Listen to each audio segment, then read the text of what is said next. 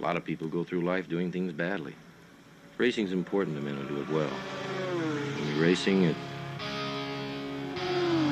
life. Anything that happens before or after, just waiting. It's lights out and away we go. It's a great start from Sebastian Vettel. Wink up off the inside. McLaughlin gets it to They run, but the Red Bull Racing man has got through. The champion's done the job. They're all gone. They're all gone. Tander's off. McLaughlin's off. Big Broom, Richard Petty and Dale Earnhardt. There's another 7-time champ. Jimmy Johnson wins his 7th NASCAR Sprint Cup championship.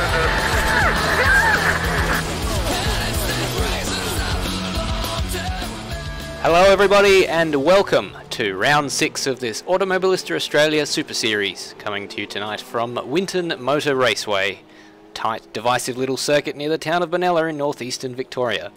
Tonight's broadcast, of course, as always, brought to you by Short Shift Podcast and your ARW broadcast team. My name's Stairs, our man in the pit lane with his ear to the ground is Bagsy, and alongside me in the commentary box, Nether. Good evening, Stairs. How are you? Here.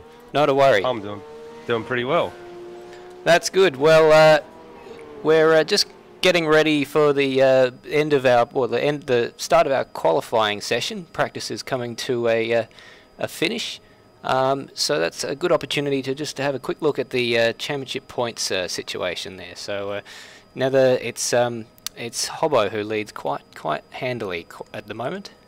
It is. He's got quite a substantial margin over Will Devonish, the second place man, to the tune of 57 points, 150 to 93. Aidan Schultz is occupying the third spot, 69. We've got a tie for fourth, Lewis Wedding, Matt Williams, both on 68. And rounding out the remainder of the top 10, we've got Brock Harvey, 61, Corey Ott, 59, still searching for that elusive first win. Aaron Thomas, 57, Heath Dixon, 56, and Johnny, 54. Worth noting an excellent job there by Will Devonish there, the leading Pro B runner. He is. He's quite high up the order and just obviously capitalising on a few good results in recent weeks. His last 3 results have been a third in race 2 at Monza and a 5th and a 4th at Hidden Valley. So that's put him in good stead. And he also had some good results early on. He had a third at Simmons Plains in race 1, and in round 2, race number 1. At Sandown, he also had a second place as well, so those high finishes helping his cause. Certainly. And with that in mind, let's take a quick look at the racetrack for tonight. Obviously, as I mentioned before, it's a very tight, twisty circuit, only 12 turns, and that's going to make overtaking particularly difficult around this 3.047 kilometre circuit. 20 laps, 2 races, and, well, we're expecting a fair bit of action. We are expecting a fair bit of action. There's a couple of hot spots. We expect some of the overtaking moves to happen. Turn 1, 2, chicane is probably the first one that springs to mind, the S. Turn 3 and probably the second last turn, turn 11, they're probably the 3 overtaking hot spots that we'll expect to see action tonight. Exactly, and another point of note is that we've got a particularly full server tonight because we've had some more iRacing gentlemen join us. So Brenton Hobson is not going to be unchallenged tonight, looking at the times that we've seen in practice thus far. That is correct. We've got one of those gentlemen, Ethan Warren. He's topping the late stages of practice here with a 122.5. Some of those guys have just been brought across to the top from the Pro AB server to the from the Pro Am server, I should say, to the Pro AB server. We've got Dylan Shepherd, Ethan Warren, Dane Warren, Scotty Harris, and Thomas McMillan. 5 of the guys that immediately spring to mind that are new guys to this series. So welcome aboard, guys, and obviously look forward to seeing you give Hobson a run for his money. He can certainly do with it at this point in time. Hobson's got his work cut out for him right now because Dane Warren's gone to the top there on a 22 flat. So we're going to be looking at 21s for a pole time here, Nether. Oh, we reckon we should be looking close into the 21s, if not a little bit lower. Brenton was doing a little bit of practice. We watched earlier in the week and he was getting himself into the 22s, but we don't know if that was low fuel or if that was on a race sort of strategy, but he's going to have his work cut out for him and we could have quite a battle for pole. This will be, especially for both races, could be very interesting. That's right. So, well, who have we got? Ethan Warren. So the two Warren brothers currently topping the timesheets. Dane being quite a significant margin ahead of his brother Ethan there. So Brenton Hobson there has improved recently. Whether or not these guys have just come in and are doing their quali practice laps, we're not sure. Obviously, they're Dane looking to practice his pit entry. So obviously getting everything sorted for the race. We are not expecting any pit stops during this race because it's one of those races where it's just a flag to flag sprint. But of course, being such a tight, twisted circuit, it can be particularly hard on those tyres. So we never know. There could be some unscheduled pit stops. Yeah, the top northern end of the circuit is probably where we expect the tyre wear to come into play. We've got quite a few sweeping bends and a few tight turns as well through turns 5 through 9, where the cars can be alongside each other as well. So that's where most of the wear will be. Otherwise, it's pretty much a point and squirt circuit for half of the circuit, because you basically go from corner to straight and then to another corner. So that's probably where we expect most of the tyre wear to occur from, with those changes of direction at the northern end of the circuit, which is in sector 2. Indeed. Well, that's the end of our practice session there. So everyone now starts from zero, and we wait to see who the first car is. I heard an engine. I haven't seen any cars take to the pit lane just yet, but this 15-minute qualifying session will get underway very shortly. And sorry, go on. Just a reminder, I guess, two stairs for our viewers. We have got 2 servers in operation still. We've got the same as what they've been running for the last couple of weeks. We've got 10 guys over on the Pro-Am server, I guess, competing to promote themselves into Pro AB. And then we've got the Pro AB guys, which you are watching on the broadcast. And Scotty Harris using the paint car. We're getting across these. Dylan Shepherd also using the paintball car, so a bit difficult for us commentators here because they don't have custom liveries, and some of them are using some of the same guest cars, so that is a bit tricky for us. So we'll try and keep you abreast of who is where with that in mind, but do bear with us if there are some issues. And Corey Ott looking to get the jump, and everyone looking like they're trying to get past I think that's Hobson. It is. It's Hobson. And so Dylan Shepherd got the jump. Ott wanted to do the same thing. He was side by side with Hobbo, so absolutely no politeness, no manners at all going on in the early stages of this qualifying session. It's going to be very difficult to find a spare space of track with this many cars, 18 guys occupying this very small 3-kilometre circuit.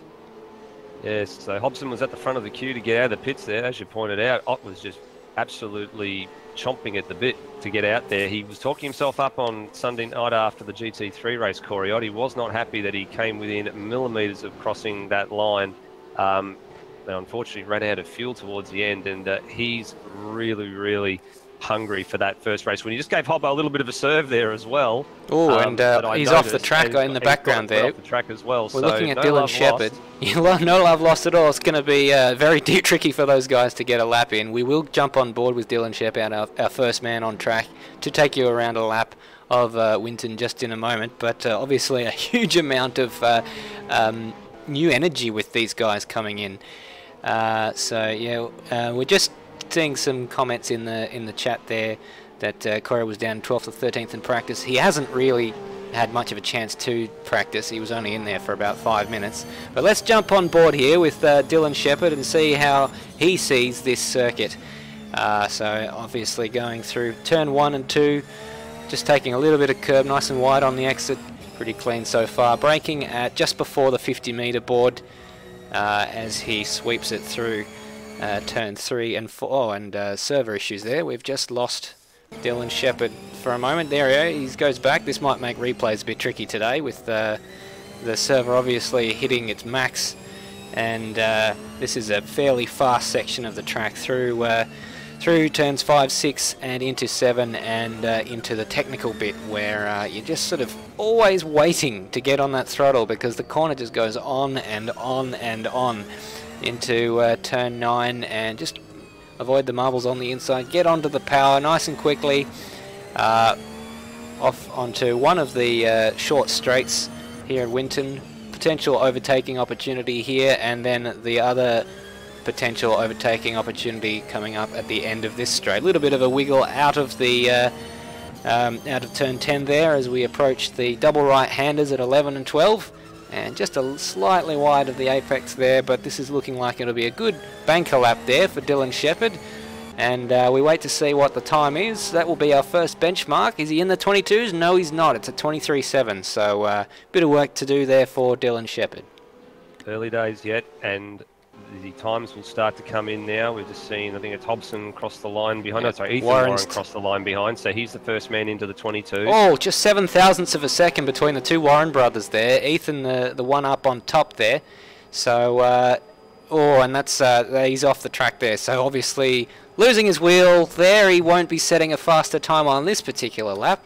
He'll be going back to the pits very shortly. So we join Dane Warren to see if he's got anything to respond with, because 7 thousandths of a second is a bee's dick. It is a very, very small amount of time. Just noticed as well, Hobson was right off the pace. He did a 36.5 that lap, so obviously either having a mistake somewhere or maybe an argument with Corey Ott, give himself some room. Yes, we saw a bit of banter during the week with Corey Ott and Hobbo, and indeed Lewis Wedding, who we haven't actually spoken much of there. He's only a 10th off the pace at the moment there in 3rd place. Lewis Wedding obviously with a fantastic strategy call there in the GT3 race, and managing to make a one-stop work, whereas Corey Ott just ran out of fuel on the last lap and fell agonisingly short of the line. So obviously none of those issues are going to play a part in this race, considering we are expecting no stops. The tyres should last the distance, given that they wear at a rate of ×1, and Ott also heartbreakingly close to a podium there. So what we also had last week was Lewis Wedding forgetting to change his tyres. So all of these issues are probably going to be irrelevant. And it's very interesting that we have these things happening here, because we have in some races just a clear sprint like tonight, and in other races we have the strategy element. So it throws up a nice mix. It does. We have, as most of the viewers are probably already aware, we have 4 series currently running in the AMS Australia leagues, and they all offer a different variety of strategies. Some of them are a bit of sprint race. We've got some endurance racing. We've got some with and without pit stop requirements. So it does throw up a huge variety of strategies. But in this case tonight, it's just 2 flat-out sprint races. We're not expecting to see any stops unless anyone needs to come in to repair some damage. So we're looking forward to what should be a very, very tight battle up front, judging by the early times coming in. Ethan Warren's just completed a 2-minute lap by the looks of it, so I don't know what happened there. Obviously he had an off on a timed lap and decided to continue it, considering that we are time limited here but not lap limited, as we are experiencing some lag here. So this is a bit of a concern for us, because it means we won't be able to see too many replays if things go wrong, because as we found out on Sunday night, the replays don't work too well if the server is at capacity. So Ethan Warren there, he's up on his PB there by a small margin, but not on the pole time. He's actually, as Dane Warren has improved since we last looked, and he's nearly 4 tenths or 3.5 tenths ahead, and he's hanging it out there. He's got Grand English up ahead, so traffic becoming a factor in this qualifying session. Traffic is becoming a factor in this qualifying session. There's one issue I've been looking at for a little while, especially at some of the circuits we've visited recently, is where the pit exit actually comes out onto track, and right here it merges straight into turn 1. So traffic does become a bit of an issue. You don't want someone coming out of that pit lane if you're about to start a flying lap. You expect some of the guys to give themselves a bit more room. Also just noting as well, Corey Ott's jumped up to 7th, but he's having quite a handful with that car at the moment, and probably well down on where he'd expect to be after talking himself up a little bit on Sunday night. Well, we although we have been talking about these names up the top for quite some time, as Hobbo, Ott and Wedding, a lot of them have expressed that it's not their favourite track, especially Wedding and Ott. They, I think Wedding's comment was that it's like a supercar track. Definitely not something that he enjoys as much as some of those more faster flowing tracks. But it's the same for everyone, and so, well, we'll just see what he can do. He's not. Oh dearie me! He's just kept it out of the wall there. It'll be all to no avail there, as he's gone off at turn 1. Lewis Wedding, that is, as one of the paintball cars does a nice little slide out of its garage. I see that in the pit, somebody doing a little pirouette, probably just getting a little bit too happy on the loud pedal. I want to give a shout out to Johnny as well. So he's one of the Pro B runners, and if I'm not mistaken, he's the highest Pro B runner in the qualifying session at the minute. He's currently 7th. Actually, I'll just say that because Tara has moved up the order. Oh, Tara's Pro A though. I think he's been promoted recently. Yeah, it says on here that he's Pro AM, but obviously he has been promoted. I beg your pardon, that hasn't been updated. So hasn't been updated. Sorry to lead you astray there, Nether. That's all right. But no, some of the Pro B runners can definitely mix it with some of the Pro A runners, and that's a good thing to see because it spices the racing up a little bit. You know, saying before, some of these guys not voted in favour of this track. They don't think it's their, it's something that suits them. But I guess it's good to have a mixture of technical tracks and fast-flowing tracks. It plays to the strengths and it offers up some good racing as well. You know, it challenges some people.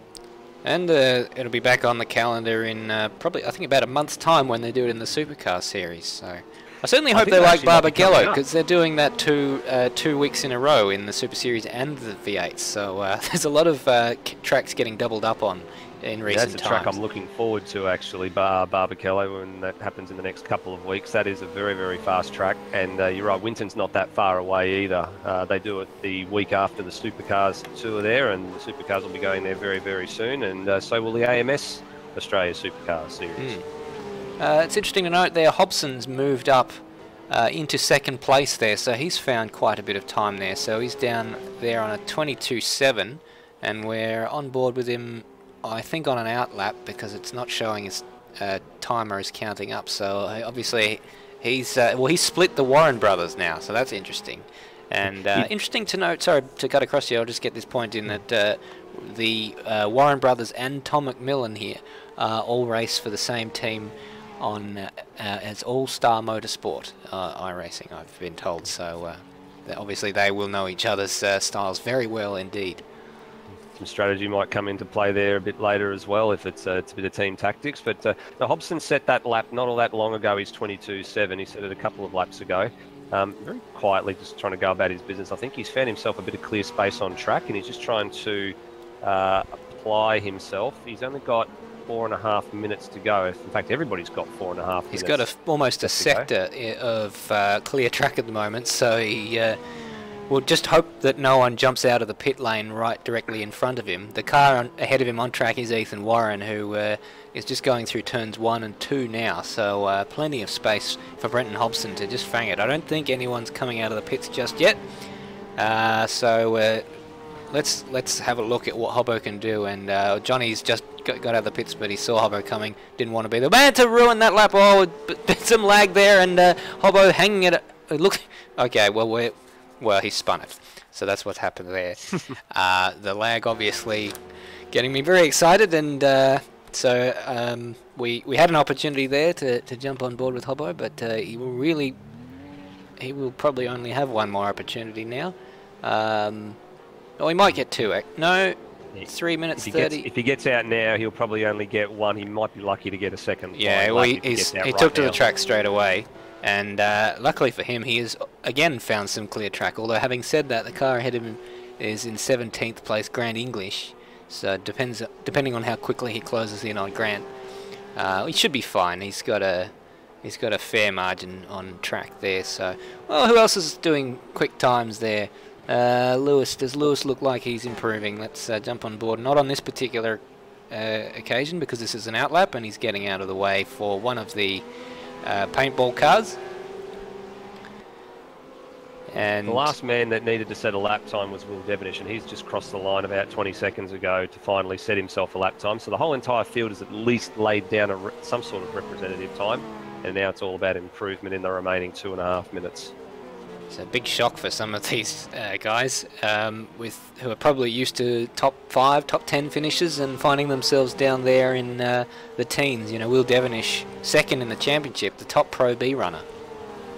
He is the top Pro B runner, and he'll be a bit disappointed to be that far down, especially seeing some of his rivals have moved a bit further up the order. Like we were talking about Johnny before, he's also in the same category, up in 7th currently at the moment.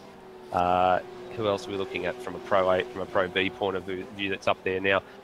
Brock Harvey is sitting in 10th, and we've also got a couple of other guys that are missing tonight from the Pro B, Baker and Kingshot, and a couple of other guys that we haven't seen at all tonight, so I'm very unfortunate. Lewis Wedding is on a PB. He's up by a 10.5 here, and he just had Shepherd up ahead go off the track in front of him, so probably would have been a little bit distracting, but he might be relieved that that's the car immediately behind him in the standings currently, and probably glad that he's not going to have to deal with traffic now that situation has alleviated itself. But he's lost a bit in that middle sector now. He's only up by half a tenth and takes to the grass just slightly. Don't know how much that'll hurt. So let's just follow Wedding as he takes a fair bit of curb on that turn 11 on the inside. Seems to be something he's quite comfortable with, taking a fair bit of curb there. And will he improve to 3rd, or no? He's lost time. He's a 10th down, so a bit disappointing. He'll get one more opportunity. And well, who else have we got on the track here? Brenton Hobson in the middle of a lap at the moment. Let's I beg your pardon, just about to start a lap. He just finished one, and he's about to. So he did end up getting 2 flying laps in. So this is his last flying opportunity, and let's hope he can make the most of it, because the Warren brothers have decided to sit themselves up in the pits, 1st and 3rd provisionally at the moment. So they've obviously think they've done enough to secure at least pole for Dane Warren, and 3rd for Ethan Warren. So can a couple of guys behind them upset the apple cart on their last runs? Well, Hobson is up by 0.08 of a second, a very small amount. He's locked up there. Whether or not that'll cost him a little bit of time into turn 7, and backwards in the background goes Coriot.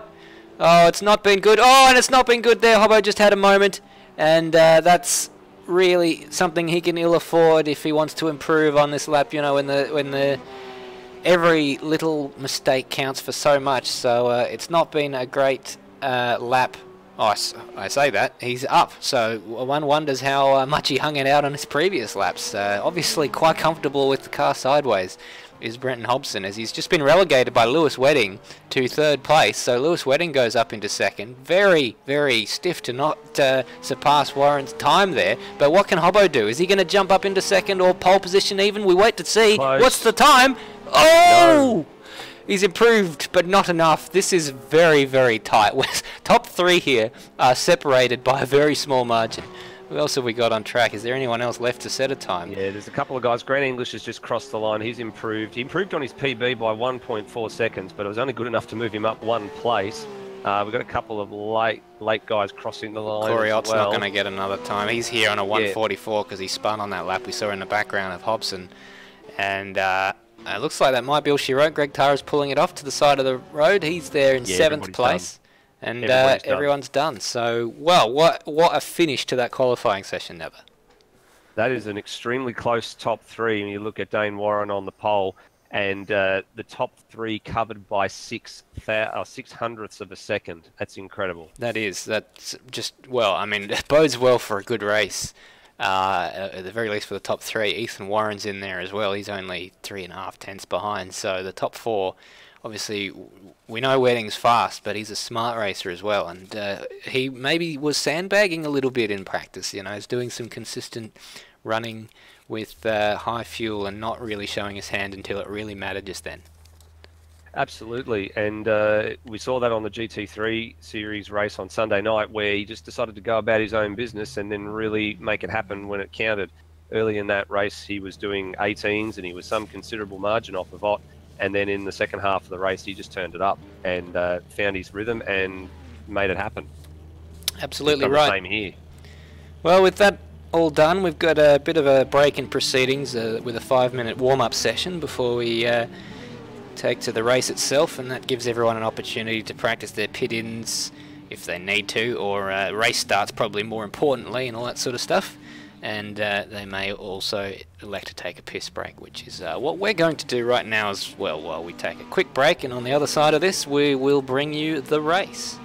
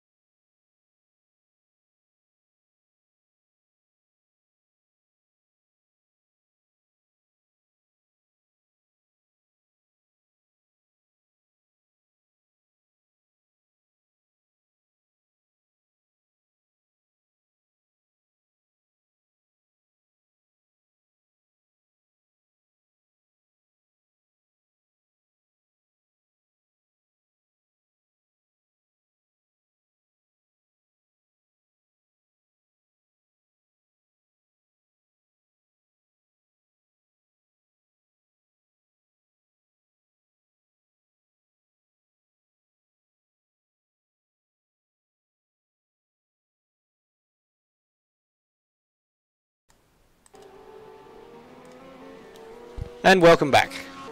So, Nether, that was one of the tightest qualifying sessions we've seen in this Super Series. But who was your pick for the race? Geez, how can you decide? There's any number of ways this race can go. I'm thinking it's going to be one of the newcomers up front. I don't know which one of the Warren brothers I'm going to pick.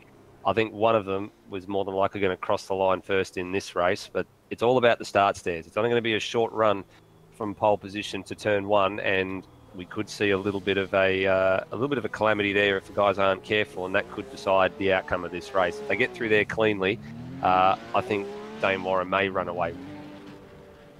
Yeah, well, we don't know. We know that Wedding got a really good start at Hidden Valley, but it's a longer run to the first corner there. So whether or not you can get enough of a jump to get into the first corner first. Having said that, the starting grid slots are not staggered. They're level. So although pole position gives you the line advantage, it doesn't give you any positional advantage in terms of being ahead of the other person. So it could be a very interesting start, and with the lag we've been seeing in the practice session, that may well be something that you know, whether or not that causes a safety car, or, you know, we haven't seen servers quite as large as this for some time in the AMS Oz Super Series.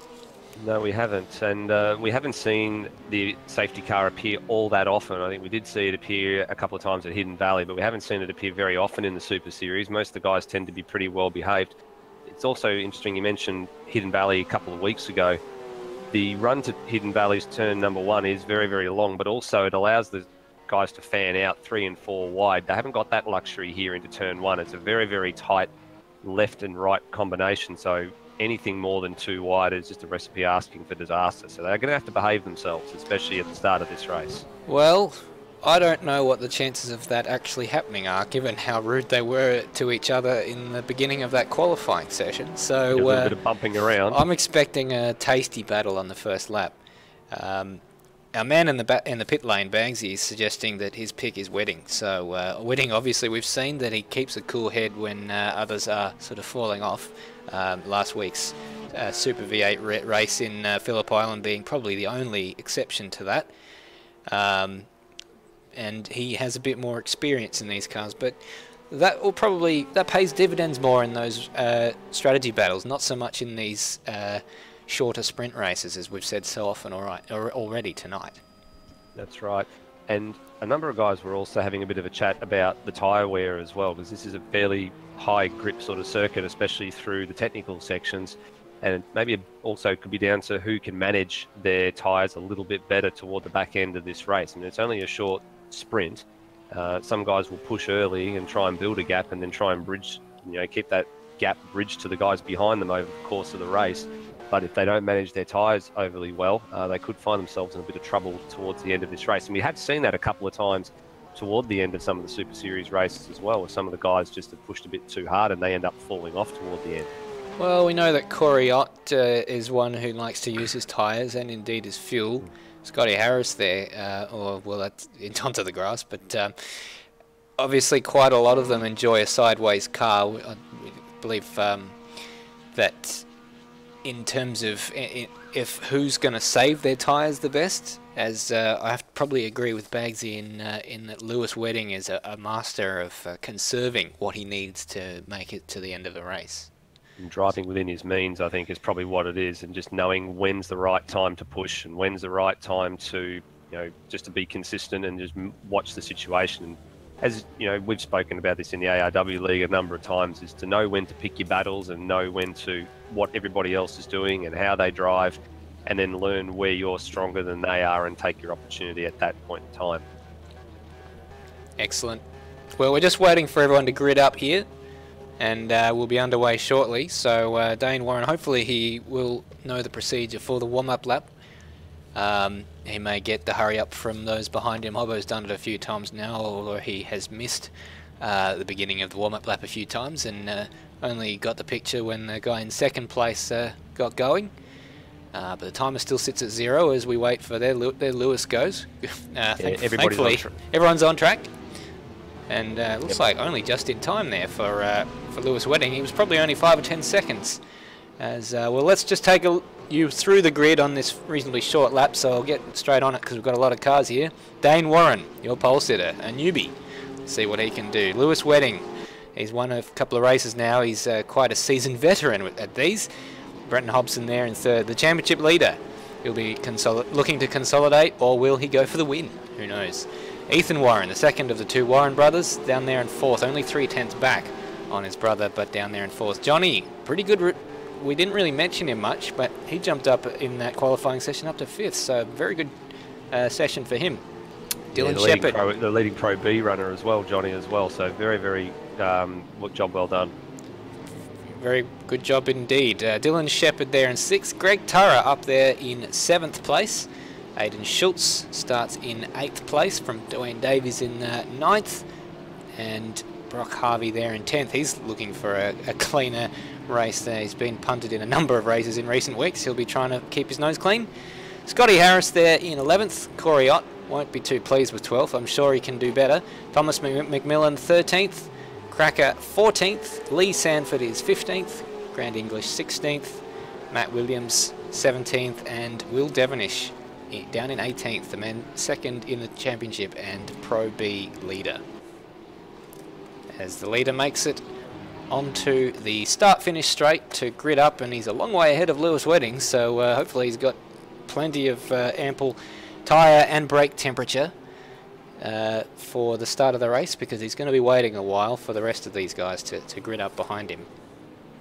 He will be a bit anxious to get going. And just to recap too of the Pro AM server, the qualifying top 4 was Phil Boak, Brenton Foley, Brett Limmer and Luke occupied the top 4 spots. There's 10 guys over in that server, and they're just a couple of minutes behind the race starting here on this server. So we'll bring you some updates toward the end of the race as to how that first race progresses.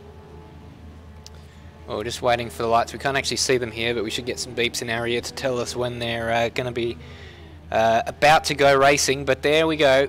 If Lewis Wedding can get a jump there and get up the outside of Dane Warren on the start, he'll have the inside line for the next corner. But we wait and see, because we're about to go racing here in Winton for round 6. Oh, was that a jump start for Dane Warren? Well, it doesn't look like it. Very close. It was very close indeed. He did the old Bottas there for Austria, but it looks like he's got the whole shot, and nothing Lewis Wedding can do into the first corner. And is it clean behind? No, it's not. We've got all sorts of cars. We've got a huge amount of lag, so we can't actually see what's going on right now. And yellow flag? It's a local yellow, I think, Stairs. The back end of the the turn 1 incident. I caught Will Devonish going around, but you're right, we've sort of lost a little bit we've got him back. What's going on here. We've got him back. Dane Warren leads from Lewis Wedding. Lewis Wedding has Brenton Hobson for company, so the top 3 as they started. Behind him, Greg Tara's made up in 3 positions already on the lead. Incredible, 4th place for him. Johnny's lost a spot there, down in 5th. Ethan Warren has lost a number of spots there ahead of the similarly liveried car. Oh, we got people off in the background there. We didn't quite catch who that was. English through the grass. English through the grass. English through the grass. Well, Aidan Schultz there in 10th. He's lost a couple of positions. Brock Harvey's lost one as well. So it's just a bit of a shuffle down there at the back there. Thomas McMillan, Matt Williams up 4 places. So he kept his nose clean. Good job, Matt Williams. And Will Devonish 14th. Cracker 15th. Corey Otts lost 4 places on that lap. And he looks like he's just motoring around. He's struggling. He might have damage. Should we watch to see what happened there? Well, unfortunately, we can't actually see the replay because the server lagged for us and we didn't catch any of what happened there. So that's a bit of a disappointing result for us viewers. But let's just see if he comes into the pit lane as Dane Warren obviously sets the fastest lap. He's the first man on track. No, he's just going to continue. So and he's gained a place just by someone finished. So we've got 3 DNFs already. It's Devonish, Sanford and Davies. So that's unfortunate for them. Dane Warren's already got one of the guys around at turn number 1. And I think he may have collected Sanford and Davies, and also Otts caught up in that. Hobson's got through Wedding here. Hopefully we'll be able to see. No, we're not going to be able to see a replay there, so that's unfortunate because that would have been nice to see Hobbo get through on Lewis Wedding because that's a change for 2nd place, and all this means that Dane Warren's checked out with a 3.5 second lead already at this early stage. And some people having moments in the background there. Greg Tara all over the back of Lewis Wedding. So Lewis Wedding absolutely hanging the tail out, and that's not the kind of tyre saving driving that I was promoting him for just a few minutes ago. No, my heart's in my mouth as well because it was Tara and Wedding during the GT3 race on Sunday night. We're following in close proximity through the treacherous turn 8 at Adelaide, and Tara went round and whacked a couple of walls. Oh! So. Sorry, Wedding's defending here, and Tara's just sliding on every corner. There's a lot of laps to go here. Maybe, I don't know. I just don't know if they're going to last that long. I do beg your pardon, my graphic earlier in the race said 20 laps. It's actually 15 lap races. So obviously that's something that I shall endeavour to fix in future rounds. We don't get the information until very late in the piece usually, so a little bit of an issue there as the lag issues continue, and this battle with 4 cars is really hotting up and allowing Hobbo and Warren out front to clear off a bit.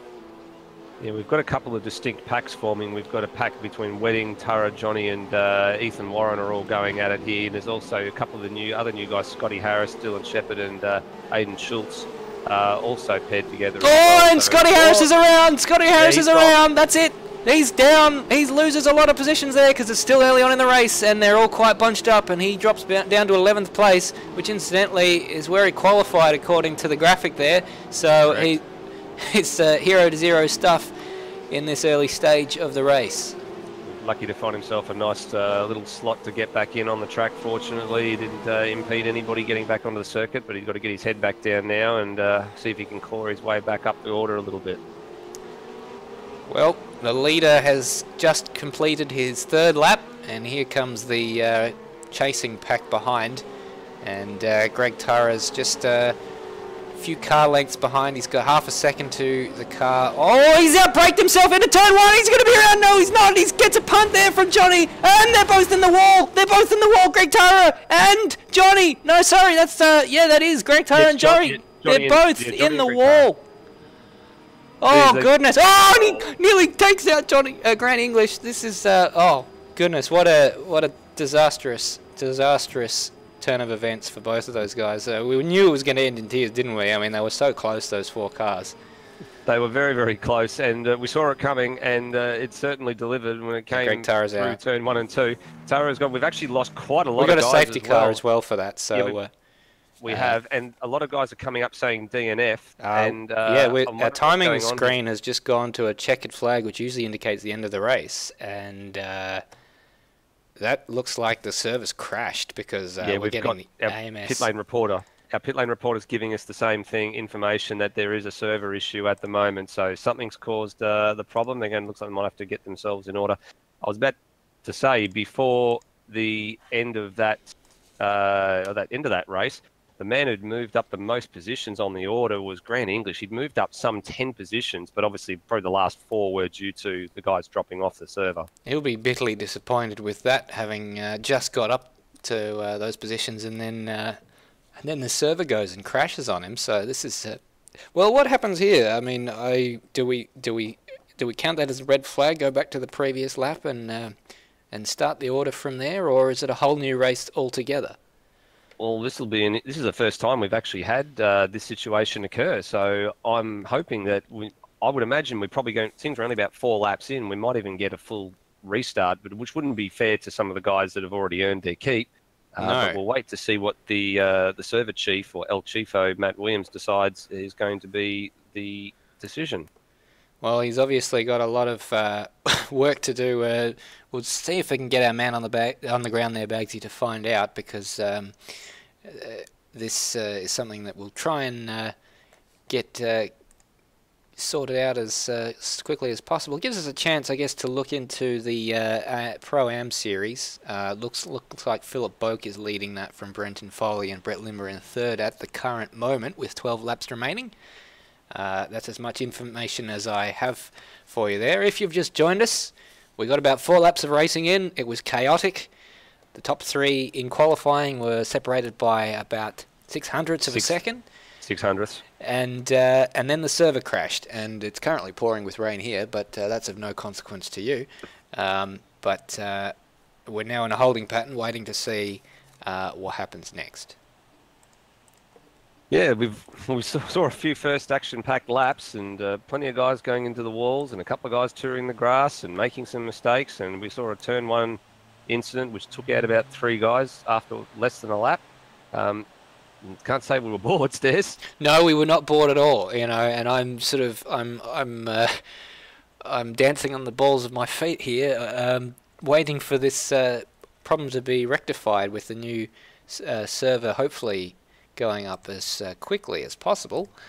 And maybe they just getting everything sorted out for a restart with the results, with the positions as they were at the end of the previous lap, or you know, because I can't imagine they'll be doing a full qualifying session from scratch again. No, I'm sure they'll probably take the order, because doing it from qualifying is going to cost them another 15 minutes, and we've already got to get a second race into that tonight as well. So I'd imagine they'll probably just reset it back to whatever they had from the qualifying results. It's just a matter of they have to look them up and sort them all there. And there was looks like a few guys dropped out with internet issues as well. It is a little bit wild over here in Victoria at the moment, so there probably will be a few guys over here that will have experienced a few bits and pieces of trouble tonight. You're getting some of our weather there. Speaking of wild, the classifications for the Pro-Am race that I mentioned not a minute ago have already changed. Brett Limmer showing there down in 9th place and Foley in 8th, so those two may have come together. It's showing Luke there in 2nd and David Keane in 3rd, so 11 laps remaining now. Goodness knows what's going to happen when there's 10 laps remaining. Yeah, a couple of guys toured the pit lane. I think it was Limmer, Foley and Simons all toured the pit lane for some reason or another in this race, which obviously means they probably had some sort of damage or some sort of penalty to serve, but that's why they've dropped right down the order. And as you said, Boak's out in front, and he's got some considerable margin at the moment over Luke, and David Keane's in 3rd. Yes, so the best lap of that race currently, we're not in that session, so we can't see it, but we are looking at the live timing of that at the moment. So the best lap of that's been set by Philip Boak there with a 24.4. So they're, well, I didn't actually see what the fastest lap in the Pro AB race was before that finished. It probably would have been our race leader out front. I imagine he would have been in the 22s. Potentially. Yeah, there was a 22 lap that I had noticed. It was set by the race leader. It was a mid 22, if I'm not mistaken. He was actually had a 5.5 second lead after 4 laps, so he was really on it, and he was consistently doing 22s from what I could see from the timing before we lost that server. Yeah. Well, Boak's on Philip Boak there has a 10-second lead, but that's being eaten into. Or actually, no, the time is just jumping around a bit. Actually, it was 14 seconds, and then it's jumped out down to 10 and back up to 17. The time I've been watching it. So he is the leader of the Pro-Am Championship. But he won both races last week. I'm gonna have to cut you off there. Sorry, guys. Scruff. Can one of you or Nether please just jump into the text chat for me? Private message. I will take care of that. I will be back. Cheers, Nether.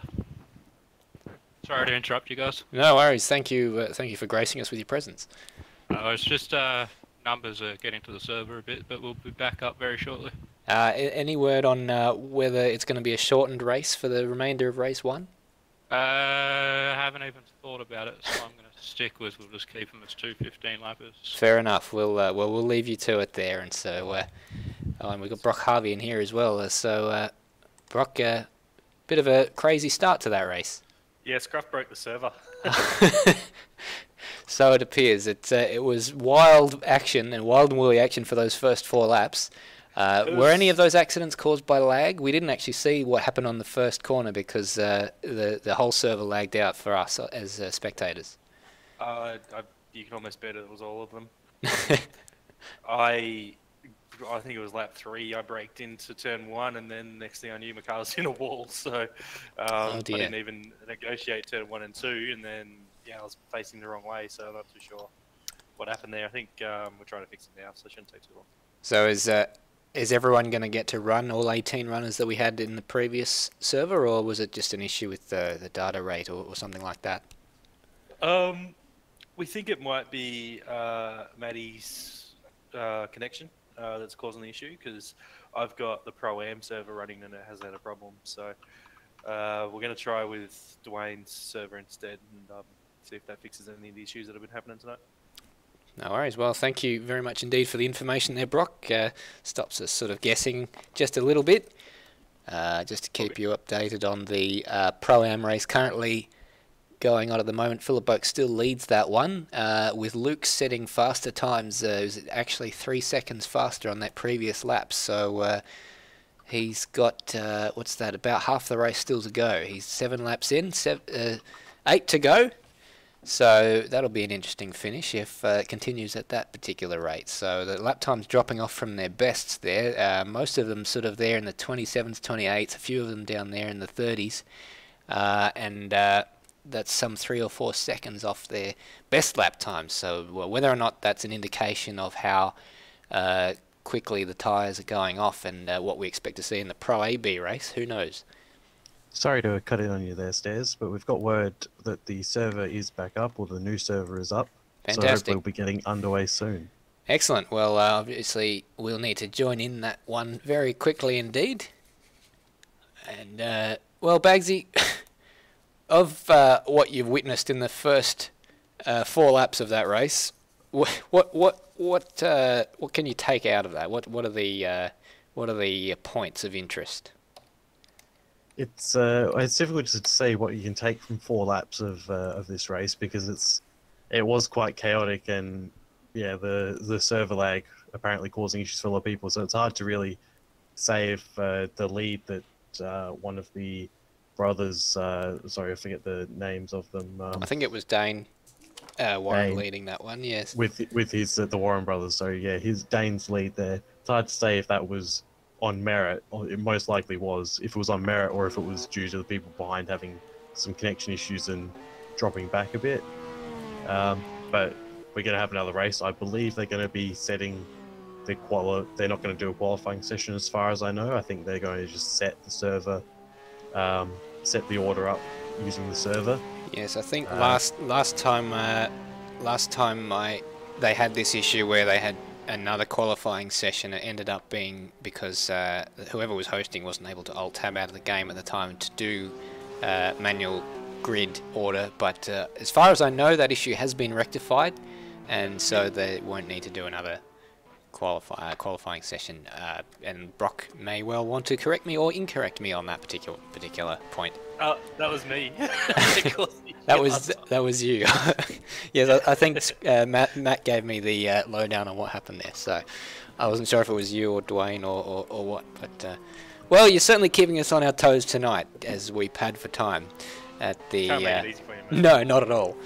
Now they're still having a chat with Matt about what we don't know and we may never know.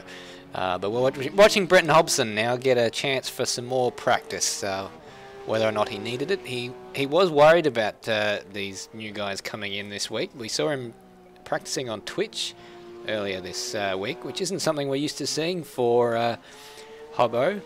He usually just jumps in with 5 minutes remaining in the practice session and sets the world on fire. But tonight, he's got a run. He's been given a run for his money.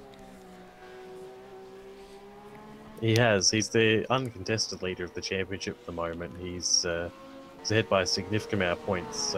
He's ahead by 57 points from second place Will Devonish, who didn't have a very strong start to the first 4 laps of the last race. He was retired by the end of it, actually. No, well, he started from last, so he had that going against him. Yeah, Will Devonish has been the most consistent, apart from Brenton Hobson, has been the most consistent driver. Only 3 drivers have participated in every race, and only 1 driver has finished every race, and that 1 driver is Will Devonish. The other 2 who have participated in every race have been Hobson and Matt Williams, but they've both had DNFs. Hobson the only one to complete every race so far. Yes, and Hobson's 1 DNF there coming in Monza. Every other finish was a significant points haul for him. His worst result, apart from the DNF, being 6th place in Simmons Plains. So apart from that and a 5th place at Sandown, he's been on the podium for every other single race in this championship. So obviously that goes some way to explaining the incredible gap he has, because a lot of the other guys who've won races have missed a lot of races, and that, as you mentioned, Lewis Wedding, Aaron Thomas started the season with a 2nd and then 2 wins and then hasn't raced since. Why? Beggars belief. But obviously maybe he doesn't enjoy driving the Porsche cars. I'm sure you can relate, Bagsy. And the GT3s and the supercars being the series that he obviously is taking preference to.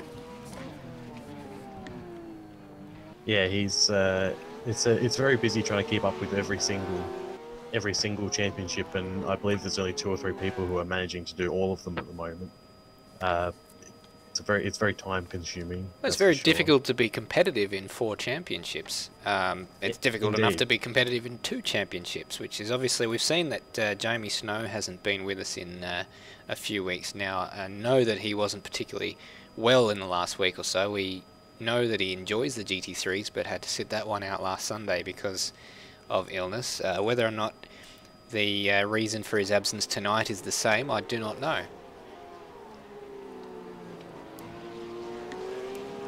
Bit of banter. Bit of banter in the YouTube chat. Someone saying he was useless too. I'm not sure who he's actually referring to there. Whether or not we were talking about Snow or someone else when that message came up. But anyway, quite amusing. Quite amusing or not amusing, depending on whether or not it was who we're referring to. Well, yes, I would contest the point that he was useless, because he was leading many races before he spun off, but he broke that hoodoo in the GT3s on Imola and won that race, and has been pretty good. Well, I'd say he's been pretty good since then. He actually only raced once after that, and that was in Hidden Valley, and that was a less than glorious result for him. Just having a look, the server has progressed through to warm-up now, so I believe we'll be getting a race start any time now. We may have lost a couple of people. We've got 17 now. So I'm not sure. We only had 18 before.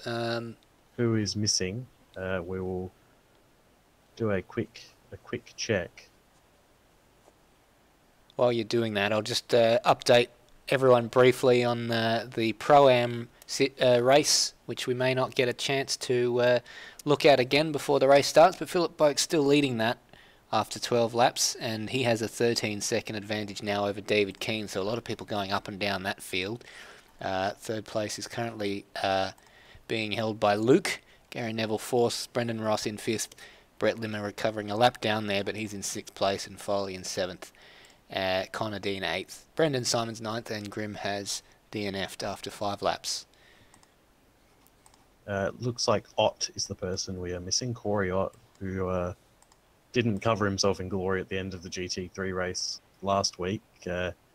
Came about a millimetre away from some type of glory. He probably would have liked the win, but the podium eluded him by, I mean, his front splitter, Bagsy, was over the line, and if it had gone a little bit further, I would have been in 4th and he would have been in 3rd. But the positions, nonetheless, were the opposite of what I just mentioned.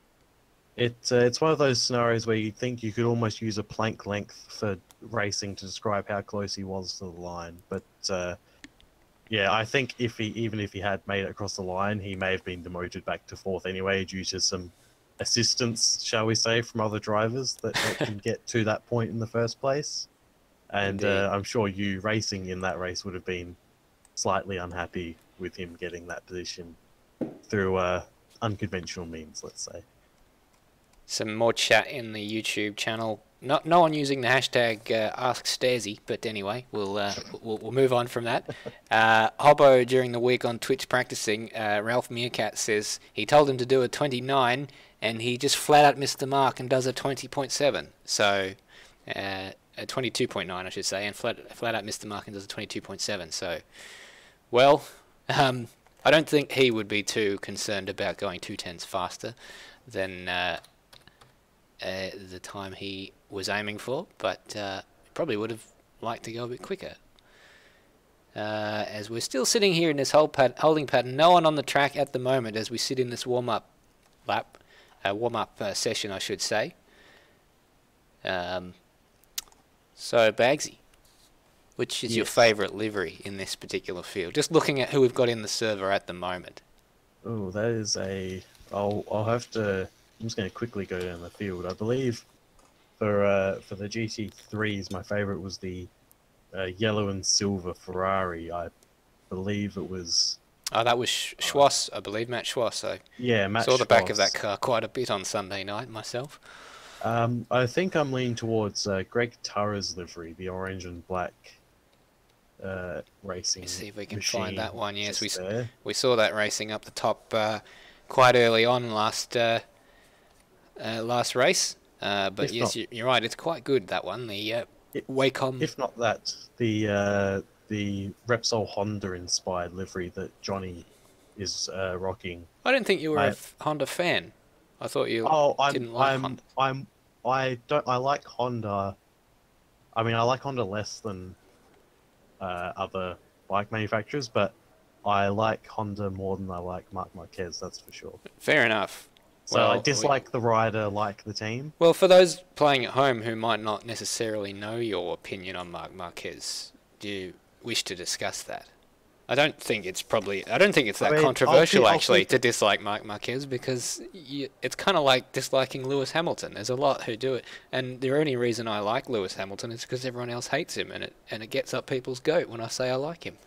I've got to say I like Marc Marquez about as much as I like Max Verstappen. That's to say, very talented. Good grief! Did you deserve that?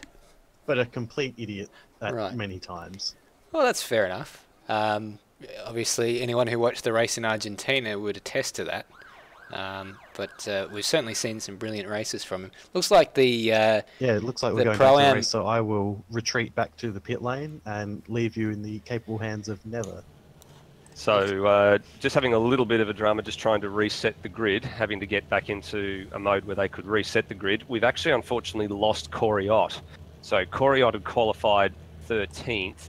So everybody on the grid moves up one slot. So we're down to 17 runners, not 18 anymore.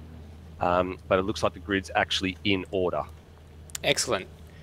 Well, we've been trying to keep you abreast of the Pro-Am. Looks like the order was the same there as since I last updated it there, but it appeared to be finishing under safety cars based on the lap times we were seeing from everyone down in the 30s and 40s. So we might get Bagsy in the break between the races to give us an update on that. But as we wait for everyone to grid up, hopefully everyone does. There we go. We saw Lewis Wedding was late to the grid last time.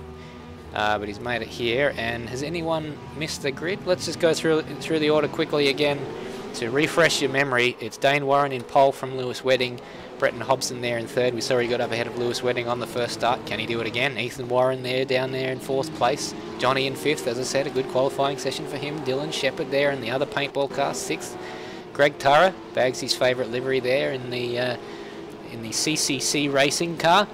Aidan Schultz there in 8th, and Dwayne Davies 9th. Brock Harvey in 10th. Scott Harris in 11th. He's got a new livery from what we can see from the first round, so that makes things a little bit easier for us. Black and yellow for Scott Harris. Thomas Williams in the Tissot car there in 12th. And Crack, everyone obviously moving up, as you mentioned, with Ott no longer joining the race, so that's disappointing for us. Lee Sanford, Grant English, Matt Williams, Will Devonish, and that is our grid for Winton. So just the one guy we're missing, but hopefully, I mean, so far so good. I haven't seen any cars jumping around, albeit this is just the warm-up lap, but looks like we may well be on for a full race distance with hopefully zero lag. We hope so, and I guess the hard part for some of these guys that got away really well in the beginning of the race that just got abandoned is can they repeat the same feat? It's always a bit of a challenge, especially we've seen it. We saw it at Hidden Valley actually, didn't we, Stairs, in the qualifying, where the qualifying had to be rerun. And it completely changed the dynamic. And it completely changed the pace, exactly. It ended up, Hobson went to pole and Wedding ended up second. So, you know, these guys have just got to get their head down and get on with it now. Well, Lewis has had a practice at this. He wanted to get the jump. We saw Dane Warren had the perfect start, hooked it up perfectly on the first start. Can he do it a second time? And will those others, Devonish and Sando, will they get through unscathed because they get a second chance now? Albeit we have 2 races tonight, so they get a second chance anyways, but that'll be their third chance when we get to race 2. But the engine revs are rising because we're about to go racing once more in Winton. Again, a little bit of rolling there from Dane Warren, but I think he's got the jump. I think Wedding's got the jump. He's going to be through into the lead here, so absolutely as we called it. And Hobson down to 4th already. A horrible start for him, and he's side by side there with the pole sitter. With the man in 4th place and fighting him there, and Lewis Wedding up into the lead. So a completely different race already. Absolutely, and we are clean through the field this time, so everybody behaved themselves. We've still got a little bit of server lag. Actually, we've just got a full course caution. Oh, and who was ahead with Ethan Warren? And, he spun under the safety car in front of everyone. Ethan Warren is going to go back. I don't know if he'll be able to recover those positions. He's going to drop back to the back of the field, or he's rejoining there in about 9th place. I don't know what it's going to do to him. Sorry, 12th place. It's just updated. So that is a disaster for Ethan Warren. The full course yellow had been called and he spun afterwards.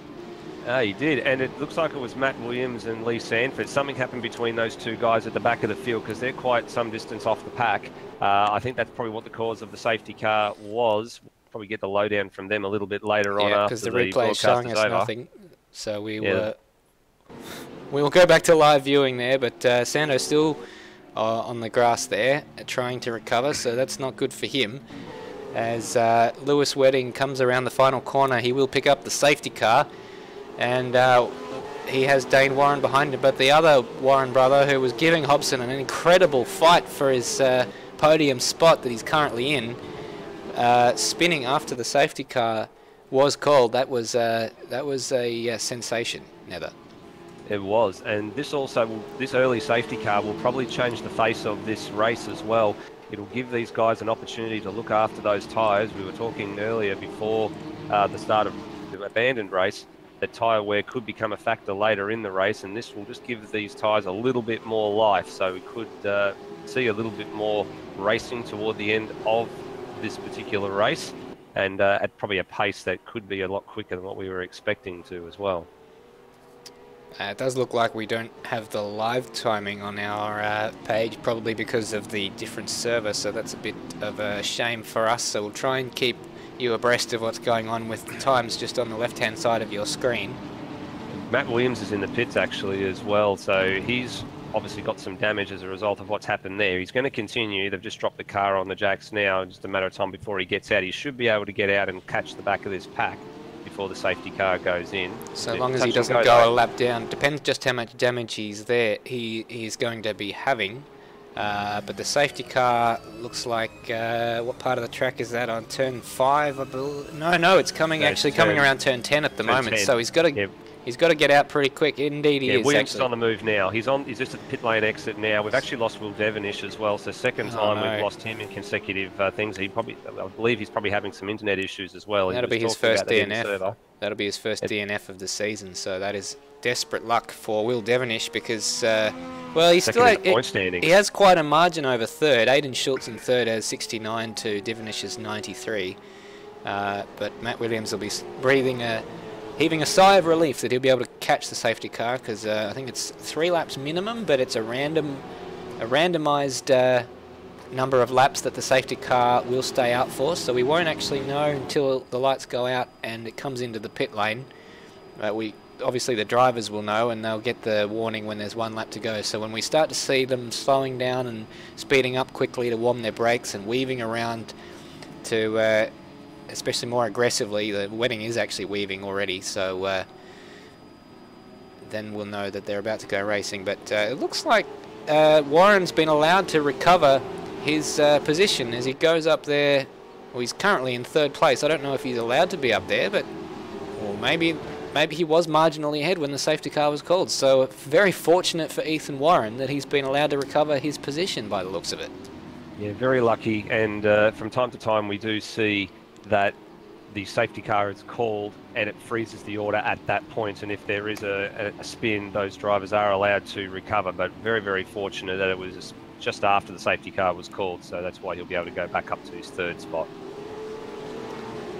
So Lewis Wedding weaving away, keeping some temperature in those tyres. All of this certainly makes the tyres a lot less marginal for the race distance because they're just not putting the energy through the tyres that they would on racing laps, and with 3 laps under safety car, it makes a huge difference to the tyre wear when they get to lap 15. It will make a very, very big difference, and as you rightly pointed out, we're going for another safety car lap. Matt Williams just coming through the end of sector 1 at the moment, so he should catch the back of this pack quite comfortably.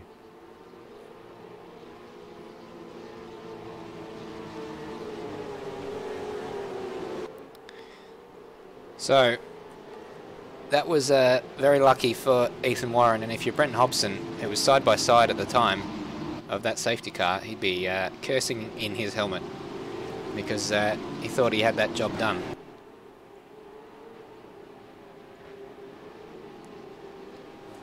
So we expect this probably will be the last lap of the safety car. We're not sure.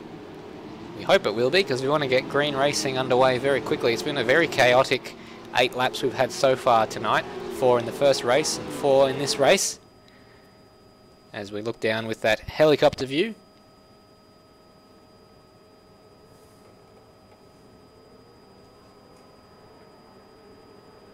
Matt Williams just coming into turn number 1 as well, so hopefully I might have eaten my words here. Will he catch the back of the pack? Oh, he's 28 seconds behind. It is actually, so yeah, having said that, that is something we've found. It is a short lap, and the pace car does a pretty decent lap time around here, actually. So he may well struggle. A lot of people very close. There's a lot of tailgating going on right now. Bagsy's mentioning it and suggesting it's something like the M1 during peak hour. So we're lucky if we don't see some rear enders occur, but I think they're all across it. We're coming into the final stretch before the penultimate corner, and we're going to go on board with Wedding just to see if those safety car lights go out and whether it peels off to the left, or are we going to get another lap? No, it's not. It's in. It's in. It's in. It's in. It's in. So the lights didn't go out, but Lewis Wedding now controls the field. They're not allowed to cross the line ahead of the car. But here we go, we're going green, and looks like penalty for Grand English stop-go already, so some sort of infringement that we didn't catch, and Lewis Wedding under an enormous amount of pressure there from Dane Warren, and from Darren Warren, I beg your pardon. No, beg your pardon, I was right the first time. I shouldn't have bothered, should have checked it there, but the Warren brothers absolutely all over the back. It's a marriage made in heaven there, and Wedding there in the lead. Oh, no, we've got more lag. This is desperate luck. Matt Williams has just set his fastest lap, as you would expect, because probably his first lap without damage. And it's side-by-side action behind there with Ethan and Brenton Hobson. And it looks like Hobbo trying to get that job done. And he's going to have the inside line. He's going to send it. He's going to send it. Pack post and delivered and signed for. And Hobbo absolutely no quarter given, no quarter asked. In third place there, and that puts Dylan Warren under pressure from Dylan Shepherd in fourth and fifth place. Yeah, Dylan Shepherd made a move on Johnny, a decisive move on at turn 1 on the restart. Very, very clean move, so that's why he's up there. And the two paintball coloured cars are side by side here going down into turn 11. Warren taking the lead. High ground on the inside. Yep, and but Wedding's stuck in the inside. They're still side by side for the preceding two corners. And oh, he's in the wall. No, he's not in the wall. He saved it somehow. I thought he was going to spin it, and it's a drag race there. Lewis Wedding with the better drive, but Dane Warren has the inside line for the first corner, and Lewis Wedding has nothing he can do about that. And all of a sudden, he's under pressure from Brenton Hobson. So this is all fanning out. We've got the two paintball cars side by side. I don't know which one's ahead because they're both the same car, and Lewis Wedding's off. And oh, yes, he's off. He's off. That's desperate luck for Lewis Wedding. So the pressure of it all is, you know, it's telling. He's down there in seventh place. The pressure telling on me as I can't think of what to say next. But Lewis Wedding has lost 5 positions now. So we, your heart goes out to him. It does. He's got a couple of guys there with him for company. We've got Aidan Schultz and we've got Scotty Harris there as well. So they're pushing along to try and capitalise on Wedding's misfortune. But somehow he's held them off for the moment. And now he's got to hunt down Greg Turrer and try and get back towards the front of that pack. We know he's got the pace, but can he somehow find it, or is he going to rely on these guys ahead to make some mistakes? We've seen that they've been battling side by side for a while, a few of these guys up front. That could be the carrot that he needs to close that gap down. And unfortunately, we're still seeing some server lag, so hopefully that's just for us and not for the drivers, like we were hearing that it was affecting them and probably caused some of the issues that happened in that first race. But at least we've made it further into this race than we did the last race, as we get a fastest lap there for Dane Warren. Ethan Warren there in third place, Brenton Hobson.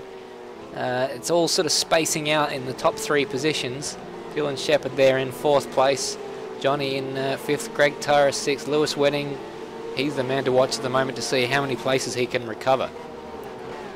He is, and out in front, the Dane Warren is trying to press home the same sort of advantage that he was trying to eke out at the beginning of the abandoned race. He's got a 2-second lead at the moment. It was up to 5.5 before that race got abandoned, so it's not quite as significant this time around, but he was battling for the first couple of laps. Someone in the background, sorry, it looked like Grand English. No, sorry, it's Dwayne Davies. He's spun, unfortunately, and he will drop down to 13th place, so that's disappointing for him.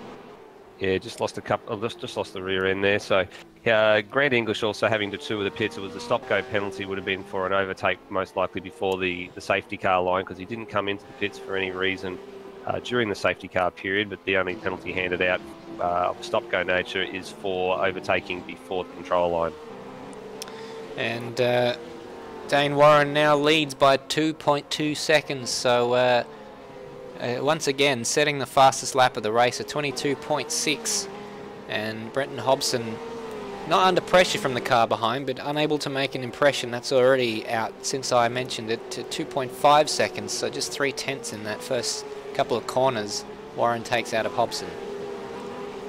No real big winners out of the restart. The man who's obviously the biggest loser out of all of that, I don't mean the biggest loser in terms of what they've lost weight, but the biggest loser in terms of positions is Lewis Wedding. As we rightly pointed out, he's lost 5 positions since that restart. Actually, since the start of the race, he's lost 5 positions overall. The most positions we've seen gained from any people up and down the field is 2 at this stage, and that's shared by several people. So no one's really made any decisive moves through the field as of yet. Still plenty of time to go, just over halfway. While you've been talking, Ethan Warren has been biting chunks out of the advantage that Brenton Hobson had over him, and now is all over the back of that Penrite drive go-karting Porsche, and he's having a look down the inside. No way you can make a move from that far back, or maybe you can, but maybe just to distract Hobbo. as they enter the penultimate corner, and Hobbo very, very wide there in the penultimate corner, and just having a bit of a moment to gather it up, and they both take to the grass on the final corner, and Hobbo's under an enormous amount of pressure right now. Yeah, he's under the gun, Hobbo, and we expected this with the new guys coming in from the Pro-Am server to the Pro-AB before the start of the race, that they'd give him a run for his money. Well, the man out in front certainly is, and the guys behind him are certainly no slouches either. They're really piling on the pressure for the series leader. What? It's just he's gnawing away there, isn't he? He's nibbling at the back of Brenton Hobson. I don't know what Brenton Hobson had to eat last night for dinner, but it looks like Ethan Warren wants a piece of it, because he is absolutely gnawing. Oh, he looked like he was out of control there, and I think he might have just outbraked himself just a bit, and a bit of breathing space for Brenton Hobson just for a moment. I'm sure that the way Ethan's been going, he'll be clawing that back pretty quickly. And with a watching brief on this is Dylan Shepherd in the exact same car, and well, they got to be careful they don't burn their tyres out so far. We still have 6 laps to go, so we're past the halfway mark, but you do want to make sure that you keep these tyres in check, because once they overheat, they're very difficult to bring back. If you do push too hard, you do end up in a situation where you start to slide a bit too much, and then you have to control that car.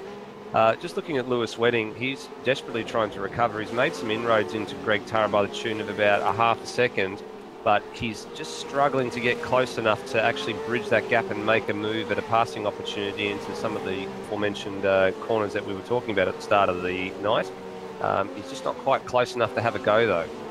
Behind them, Aiden Schultz has got Harris for company, and they're having a nice little ding dong. But it looks like Wedding just having a look down into turn 4, and as made Turra went wide, made Turra have the error, and that was all she wrote on that battle.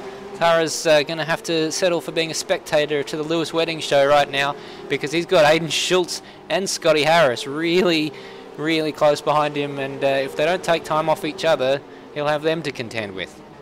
He certainly will, and next target for Lewis Wedding, some 2 seconds up the road, is Johnny in the Repsol liveried Pro B class Porsche, the leading Pro B runner, as we've mentioned a couple of times. He's keeping his nose clean at the moment. We expect that Lewis Wedding will probably close that gap down relatively quickly.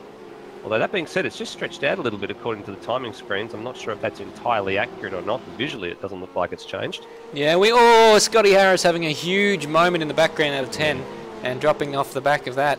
But we have seen with these timing screens that every now and then the times can jump, as we've just saw.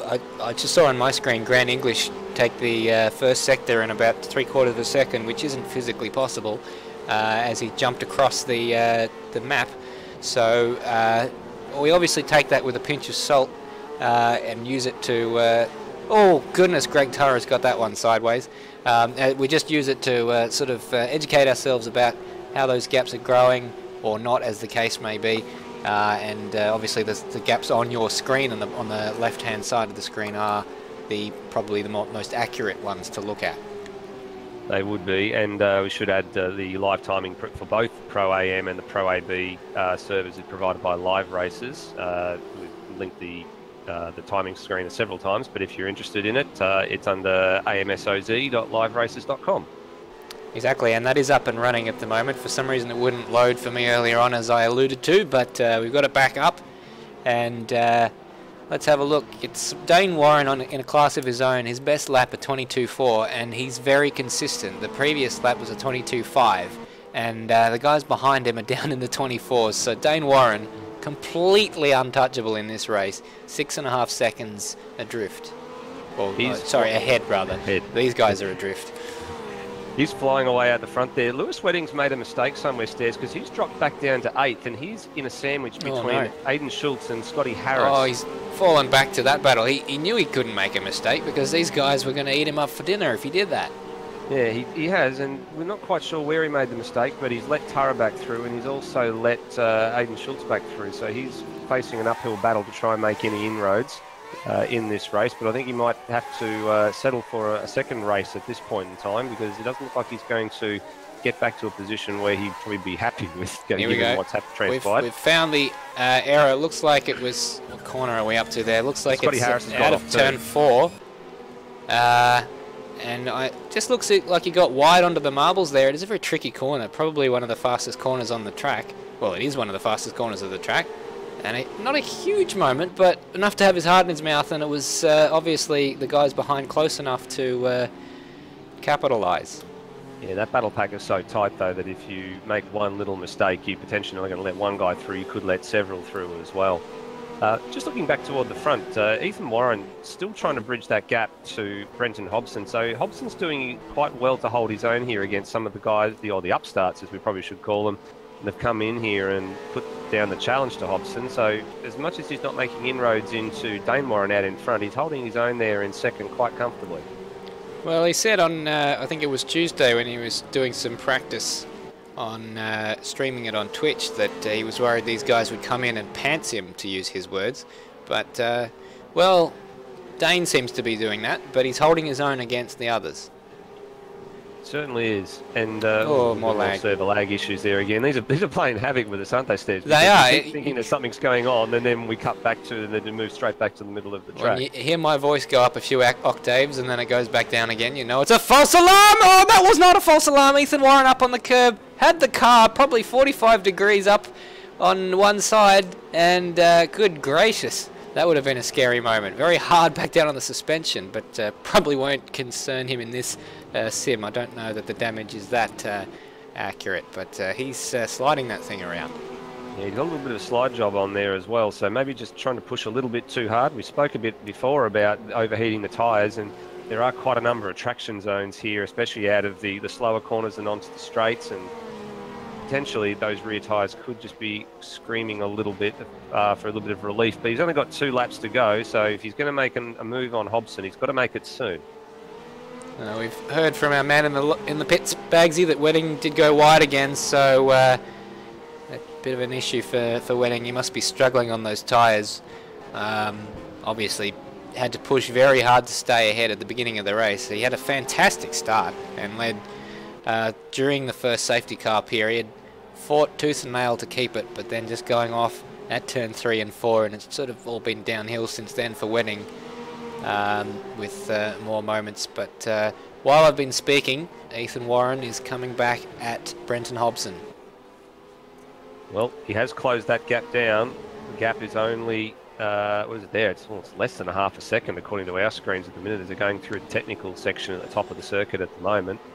And he's only going to have the better part of a lap and a half to get the job done. So is he going to do what Corey Ott would deem it and send it?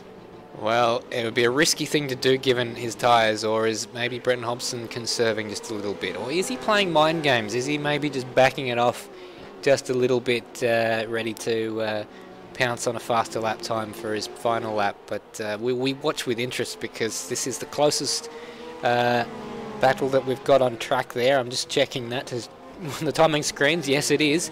It is absolutely going to go down to the wire here for second place. Brenton Hobson holding off Ethan Warren while his brother Dane Warren leads comfortably by 8 seconds and is just starting the final lap of this race.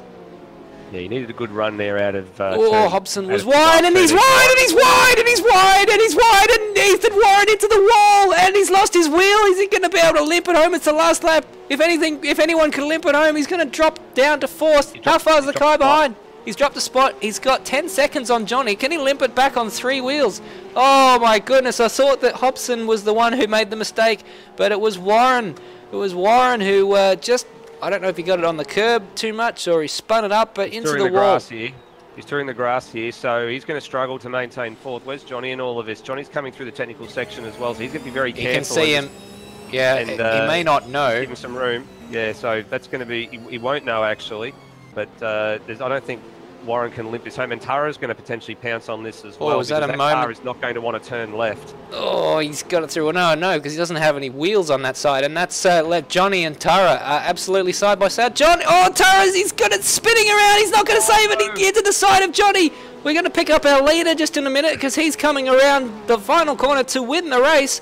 and we'll try and rejoin that battle as soon as we possibly can. Hobson now absolutely... Warren's gone on at turn number 10, Stairs. Warren's gone straight on at turn number 10 by the look of things, and Tara's through, and a few other guys are through as well. So Ethan Warren's dropped back down to 8th. Well, Hobson... In actual fact, he's DNF'd according to our screens. Yeah, so obviously unable to limp it home with 3 tyres. Disappointing there. Dane Warren finishes the race in the lead. Brenton Hobson 2nd, and Shepherd with an unlikely 3rd place. Johnny 4th place. So completely unseen. Oh, is he going to finish 4th?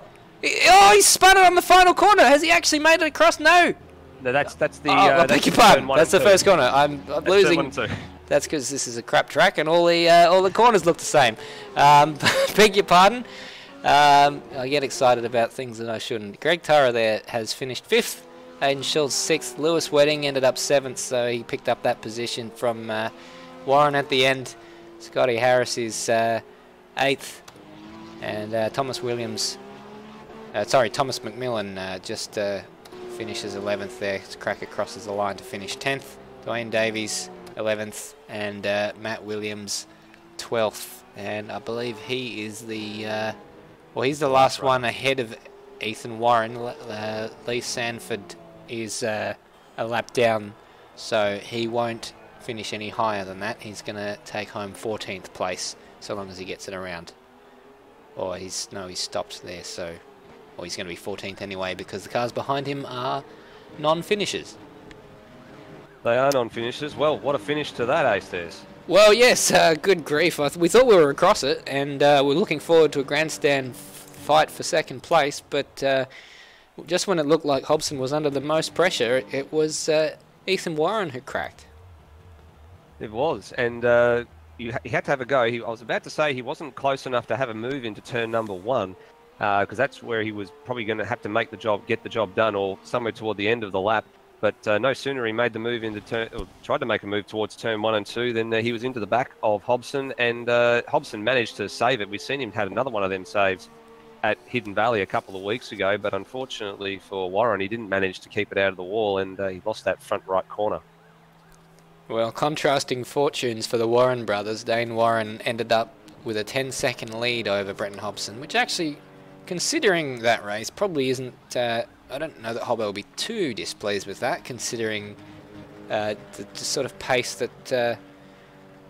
well, having said that, they were a lot closer in qualifying, so maybe he will be upset with that, but considering there was a safety car halfway through. But nonetheless, 2nd place is an excellent result for him with his points situation, so he's going to extend his lead with his closest rival in the championship not finishing. And he joins us now, actually, Stairs. He's in the commentary box, or just on the mic with us now, to talk about that little bit of race as well. So, Brenton, finishing 2nd there, not a huge problem for you in terms of points-wise. You did have your hands full there with Ethan Warren for quite a decent portion of that race following the safety car restart, though. Yeah, I sure did. I feel really bad for him. Obviously, I made a massive mistake there with, a lap or 2 to go, and I all but wrecked, and somehow held onto it, but of course he ran into me, and he's gone off and hit the fence, I think. So I feel really bad about that. You know, he was on a good race, and I sort of caused him to DNF it sort of indirectly. But yes, my hands are full just in general in that one. Yeah, it looked like you had got ahead. You felt like you had it in hand. He was all over the back of you at certain stages during that race, and then he had a few moments, and you sort of pulled out a bit of a gap there, but then he closed it back in again. Were you conserving your tyres, or were you just going hell for leather the whole way? My tyres were all but ruined by the end of about the first lap, so there was no preservation going on at that. The only thing I was trying to preserve was a finishing position.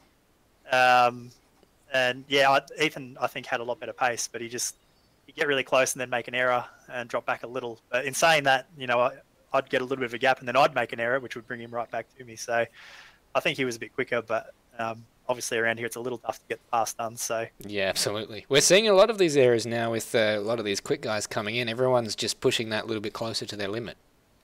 Yes, yeah. So the intensity level went from about 95 to 130 in that one. Yeah, that was pushing as hard as we could, and I paid for it because I burnt the tyres off it straight away. But yeah, it's a whole different thing with some of these other guys who are super fast. I'm not racing for the win. I've not got any false pretenses into thinking I'll be able to compete with Dane. He's so fast. But I'm just looking to bank points, really. So I'm not sure what happened there with Lewis earlier on. We were side by side, I think, but it just disappeared. I don't know if we made contact or... Yeah, we didn't see if there was contact, but he was off at 3. Oh, and we've actually got Lewis waiting here. He can tell. He can tell us himself. No, there was no contact. It's just that in my mirror, you got really, really big. So I was sort of, I better lift off the brake a little bit. I don't want to have an accident. Mind games. And then, yeah, just sort of tried to recover it, put the brake on a little bit too hard back again, and round she went. Yeah, I had a little bit of lag at the same time, and everyone sort of floated off the track, and then you sort of never came back. I didn't know if I got you or not, but I didn't think I did, but... No.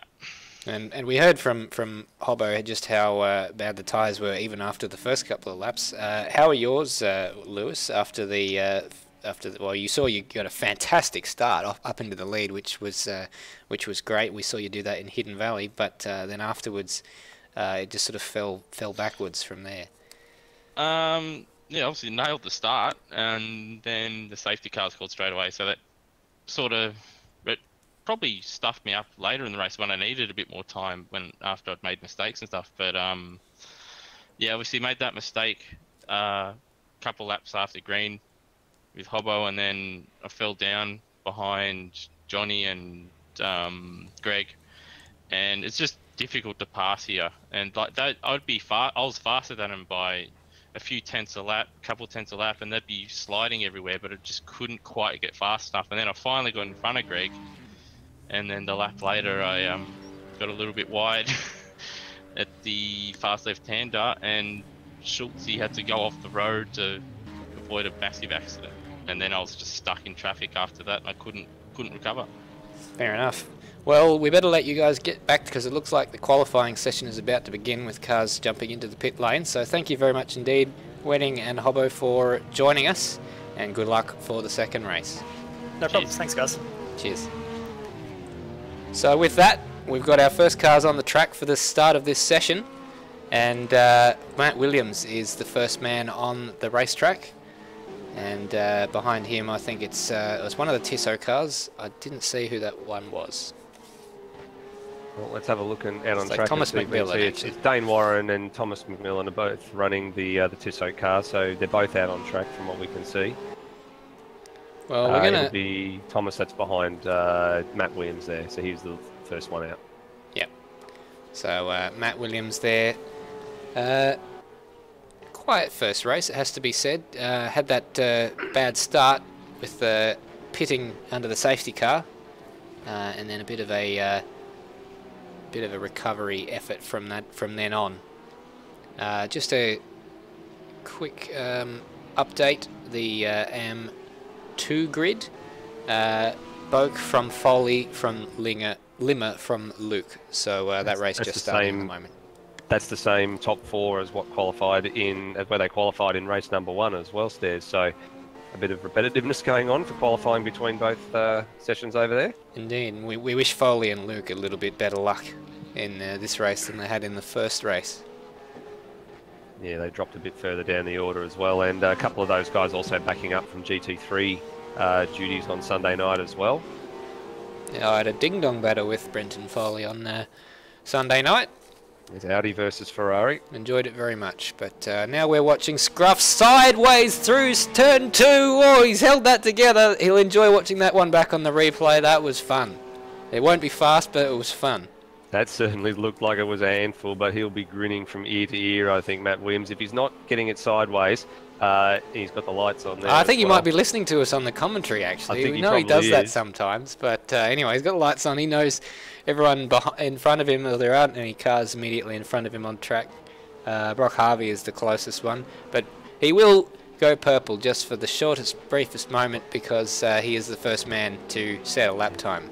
As he locks up into... In recent weeks as well, Stairs, he's been notorious for gaining quite a large number of positions in each race as well, starting further down the grid. We saw it at Hidden Valley. He actually finished, I think, on the podium in race number 2, if I'm not mistaken, and he gained somewhat like 11 positions in that race. Incredible. It was a sensational drive.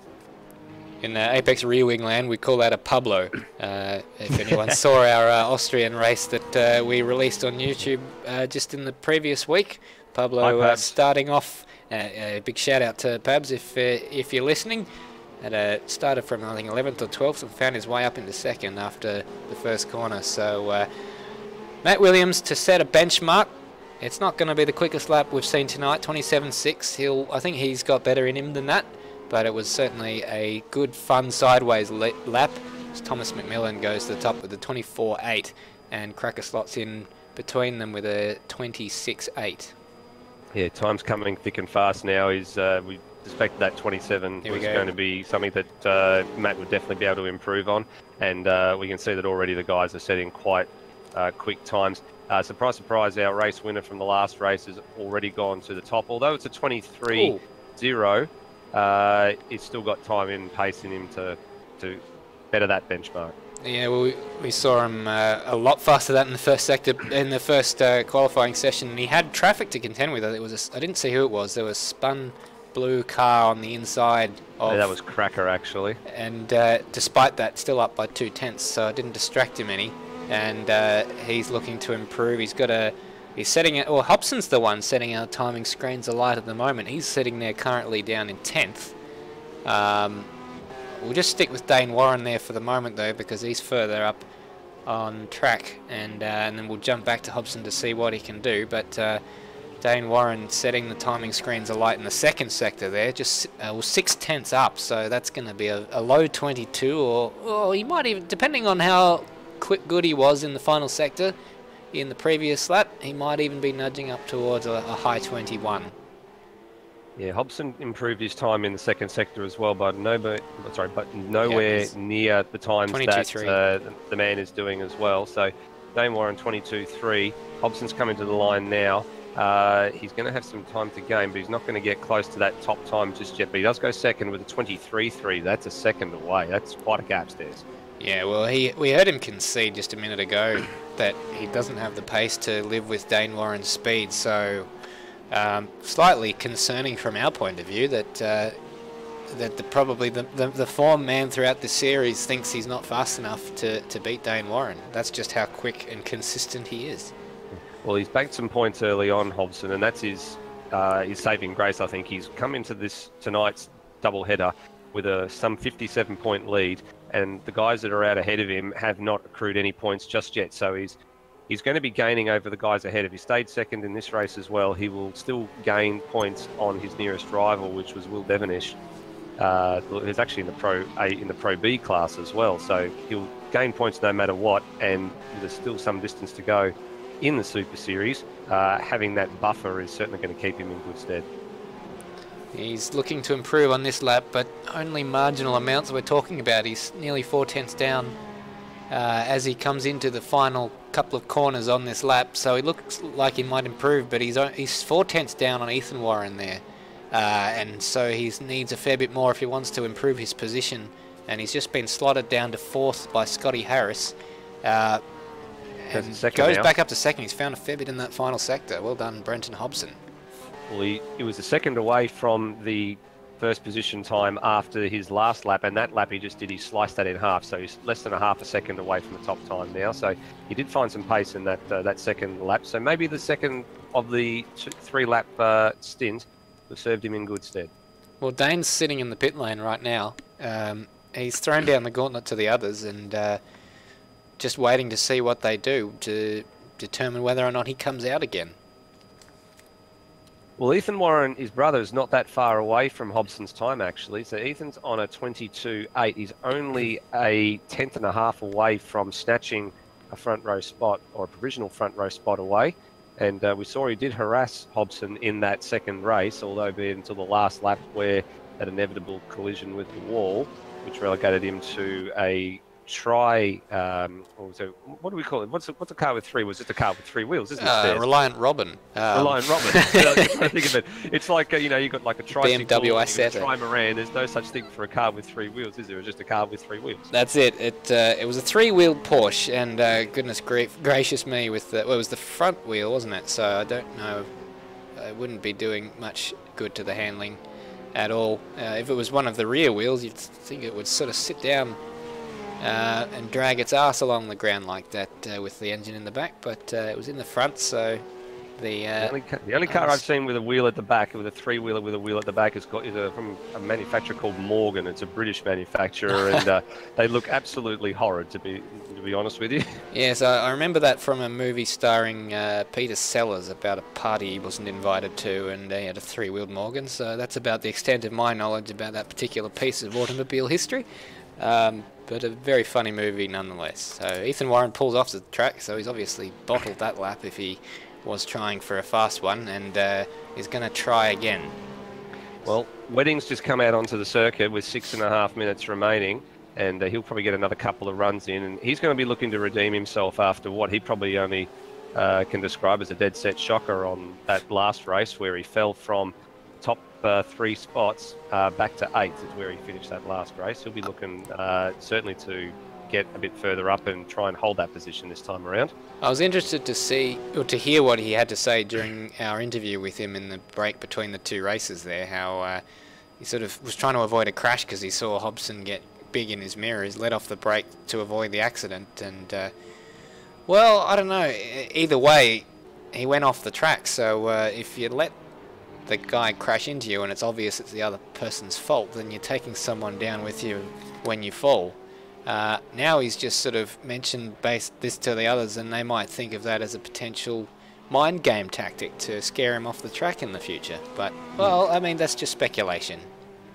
Speculation, but it's also a bit of gamesmanship and a bit of friendly banter. And these guys all get along really, really well, and there's no animosities between them. So it's like our leagues. There's an ARW.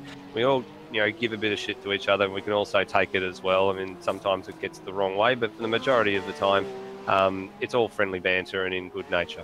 Exactly, and some of the stuff we say in the heat of the moment is obviously stuff that gets buried fairly soon afterwards. But Lewis Wedding, starting his pole, well, it might be his pole lap. I don't think so, though. He's charged towards pole. His bid. What's his campaign going to entail? He's going to be campaigning at every corner here. He's campaigning at turn 2. He's campaigning at turn 3. I should say turn 3 and turn 4. But all of this is obviously merely fluff before we get to that first sector, and we can turn fluff into actual real evidence. And there's no evidence there of a pole position coming anytime soon. He's 2/10 off his PB, so he's got a fair bit of work to do. Just keeping an eye on Brenton Hobson as well, Stairs. He's just having a bit of a handful with a bit of oversteer on that car. He's up on his PB time, but he's not making any heavy inroads into Dane Warren's time at the moment. He's just coming through the last couple of corners at the minute, but he's still going to probably have another crack at this. He's still got 4 minutes left, so plenty of time to have another crack, but he won't advance. But he's getting ever closer. Just to answer Bagsy's comment from earlier on, the movie I was referring to was not called Entrapment, starring Catherine Zeta-Jones and Sean Connery. It was a completely different movie at all. I think it was called The Party or something, but anyway. Yes, that rings a bell, and I think it's before all of our times, but obviously Bagsy hasn't seen it. No, Ethan, well, his time is a little bit after our time, but not by much. Ethan Warren is on a PB, speaking of, and he, at the rate he was going on the second sector, looks like he'll surpass Brenton Hobson up into second place. Bagsy's uncultured, he says, but up into second place Ethan Warren goes, and so he's found 2 tenths. We do. Potential Warren lockout at this stage, and there's still 3 minutes to go, so Hobson won't like the look of that. And look at the gap, the margin's only 84 hundredths, so it's not a lot between those guys for second and third as Warren abandons his any further attempt at a lap there. And Dane Warren is still in the pit lane, so the man to watch is Brenton Hobson. He only needs about a tenth, less than a tenth, to surpass Ethan Warren's time. Where is he on track now? He's just coming out of... he's just in the middle sector, yeah, so he'll probably get 2 more attempts if he has the fuel on board. A little bit of traffic just up ahead of him. Who's that? It's Thomas McMillan. So it's a fast-ish guy. Closest man in pace to him who's slower than him, if that makes sense. Incidentally, Harris has slotted his way. Scotty Harris has slotted in between McMillan and Wedding, and those two are covered by less than a tenth of a second. That's a very close battle indeed. So if any one of them improves, there's quite a few, especially if your name is Lewis Wedding, you've got a fair bit of positional improvements to have there, and Shepherd's not that far off either.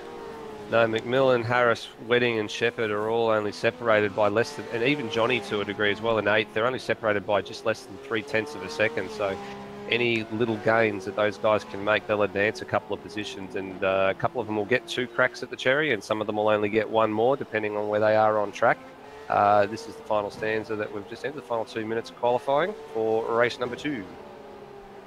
So Brenton Hobson on his way on what will be probably his penultimate qualifying lap in this session, and he's got an awful lot of work to do as he locks up there in 0.2 off his personal best lap. So one wonders whether he's found his limit here. 22.7.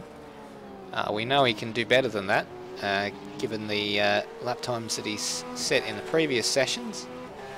But it's just not coming together for him right now. Maybe he's got a mega final sector in him. He's clawed back some time on his PB there, and is only 0.08 of a second back in the second sector, as the car in front, I believe that was McMillan, dives out in the way, so he's got a clear track ahead of him. And we were talking about it before, a couple of the guys that were very close together. Johnny actually found a bit of time on that lap as well, so he's advanced ahead of Dylan Shepherd as well. So he's leapfrogged from 7th to 8th. I mean, he's still on the same row of the grid, but just changes him from the inside to the outside on the racing line for the race start, if that's where he stays. Just going to show how Hobson slides that car. But it just goes to show that just little increments of time, no matter how close you are to some people, it's only good enough to advance you 1 or 2 positions. It's a very, very tight field. Well, Hobson has one last chance to improve, as does Thomas McMillan. There's only a handful of cars on track right now, and Hobson's just not on the pace at this stage. So we look back to see whether McMillan can improve, and no, he's 0.6 down as well. So they're all just maybe pushing a little bit too hard. Lewis Wedding has to cross the line in the next 2 seconds. He's not going to make it for another lap. So this is his last lap. And is he going to improve? No, he doesn't. No, he's 0.9 down, so he has had a moment there, and angrily exits out into the pit lane. And who have we got left? Cracker and McMillan are the only 2 cars left on track.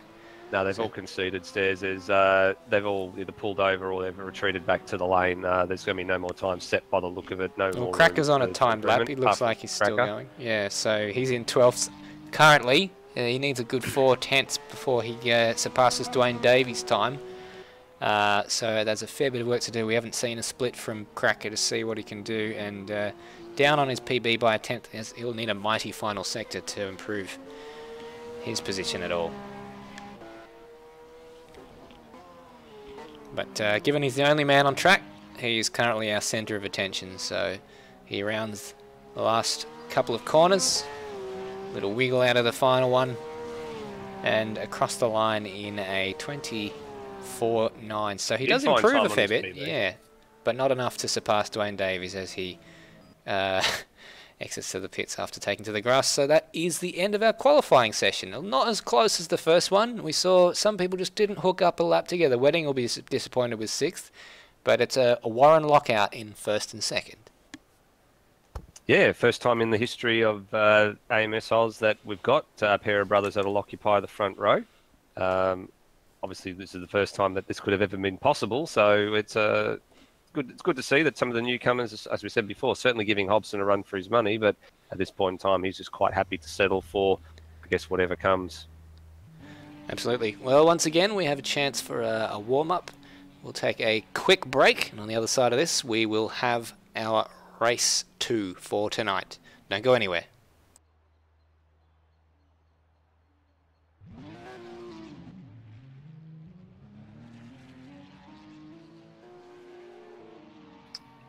Good.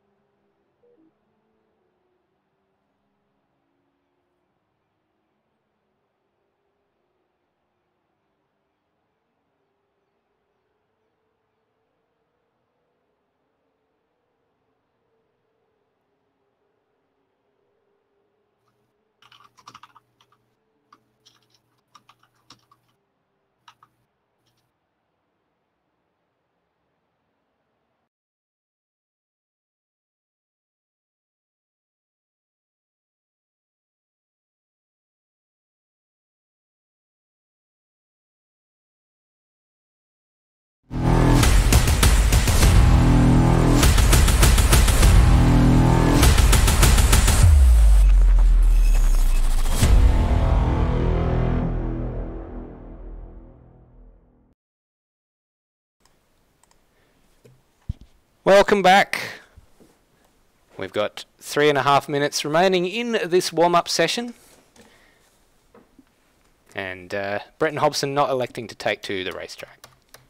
Cars on track at the moment are Cracker, as we saw in the end of the practice session, the qualifying session, I beg your pardon, Thomas McMillan and Dylan Shepherd. Everyone else just taking their opportunity to have a bit of a break, as we just did. Well, it's a bit of a long night for them too, Stairs, I guess, with the server issues we had a bit early on. Some guys probably were expecting to be well into race number 2 by now, so probably just taking a bit of time to get themselves rested up before they go into this session, given that they've a bit longer time period than they would have otherwise expected to be about now. Exactly right. We're, well, it's hard to see anyone else but Dane Warren take the victory in this particular race, and the question will be whether Ethan Warren can live with his brother's pace, or whether he's going to be prey for the ones behind, because Hobson, we saw battling with Ethan for the majority of that previous race, but not quite,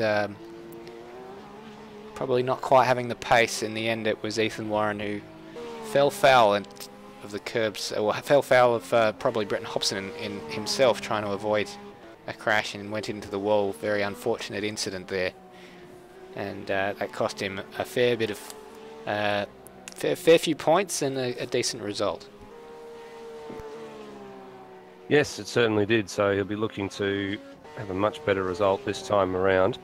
We're just watching the back end of the Pro-Am race on the timing screens at the minute. I think Bagsy, if he's still around, might have an update on what's going on there, but it certainly looks very, very close up the front, Bagsy. Yeah, they're under safety car at the moment. We're not sure what triggered it, but there was a flurry of activity with several drivers in 4th, 5th and 6th going into the pits to pit for tyres. Interesting. As it came out. So far, it's Brett Limmer is the only one to have caught back up to the pack, as I believe they're either going to go green this lap or the next one. I'd say that's Brett a Limmer good strategy on any track other than this one. Sorry to cut across you, but because it's such a short track and the safety car goes so quickly. Yeah, they didn't lose any. None of them lost positions from it, because so many of them did take to the pit lane. Or nothing to lose. Yeah, there was nothing really for them to lose. It looks like they are doing another lap on the safety car. So definitely Limmer and Dean and potentially Keane will catch up with fresh tyres, and definitely the potential to have a bit of an upset from the Boak Foley Luke combo that's been locking out the front for the recent past in this series, in the AMS series. I missed, you might have said it, but what lap are they up to on that particular race? They're on lap 13, and so at the end of this lap there will be 2 laps to go. Assuming the safety car comes in, there will be 2 laps of running, so it'll be very close. The last race did end under safety car due to an incident at the end of the race, so hopefully this one will get some racing in before the end. Well, we echo your sentiments indeed there, as we wait to get ourselves underway here. Just the remaining seconds bleeding off the clock on the warm-up session, and just the 3 cars taken to the track in that session. No one setting anything really close to what we saw in qualifying in terms of the lap times. Probably just want to make sure they have their fuel on board, see how the car feels, remind themselves what a heavy fuel-tanked Porsche feels like off the start. At least that's what I'd be doing. But anyway, we've gone to 0 on the timer, and we'll roll on. There's the siren to indicate that we are just about to begin the race, and the cars will start to grid up very soon indeed.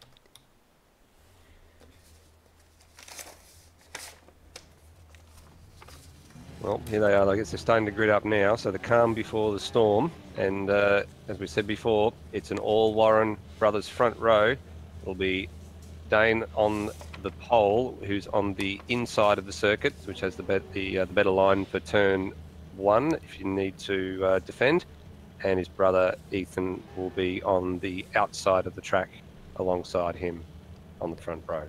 Well, we don't know much about these two from an AMS Oz perspective in terms of how they're going to fight each other going into that first corner. Being brothers, no doubt the drive to beat each other will be immense. Or will they just take it easy because they, because they're not quite, obviously they're family, so there's that aspect to think about as well. But obviously they can't take it easy because Hobbo will be wanting to get a jump on the start. And this is already looking like quite a quick warm-up lap. Nether, do you want to take us through the grid? Sure can. So Dane Warren, as we said before, is on the pole, and alongside him is his brother Ethan Warren. Brenton Hobson finished second in that last race, holding off Ethan Warren. He'll start third on the second row of the grid, and alongside him Thomas McMillan, who that's his best qualifying result of the evening, in fourth. Scotty Harris also had a good qualifying result for race 2. He starts fifth, and alongside him will be the unfortunate story of the last race, Lewis Wedding. He started a lot further up and faded badly. Johnny will start 7th, and alongside him Dylan Shepherd, another one of the newcomers for tonight's series of races. He starts 8th. Aidan Schultz, he starts 9th. He's on row 5, and Brock Harvey, who unfortunately we missed his DNF about 7 laps into the race last race.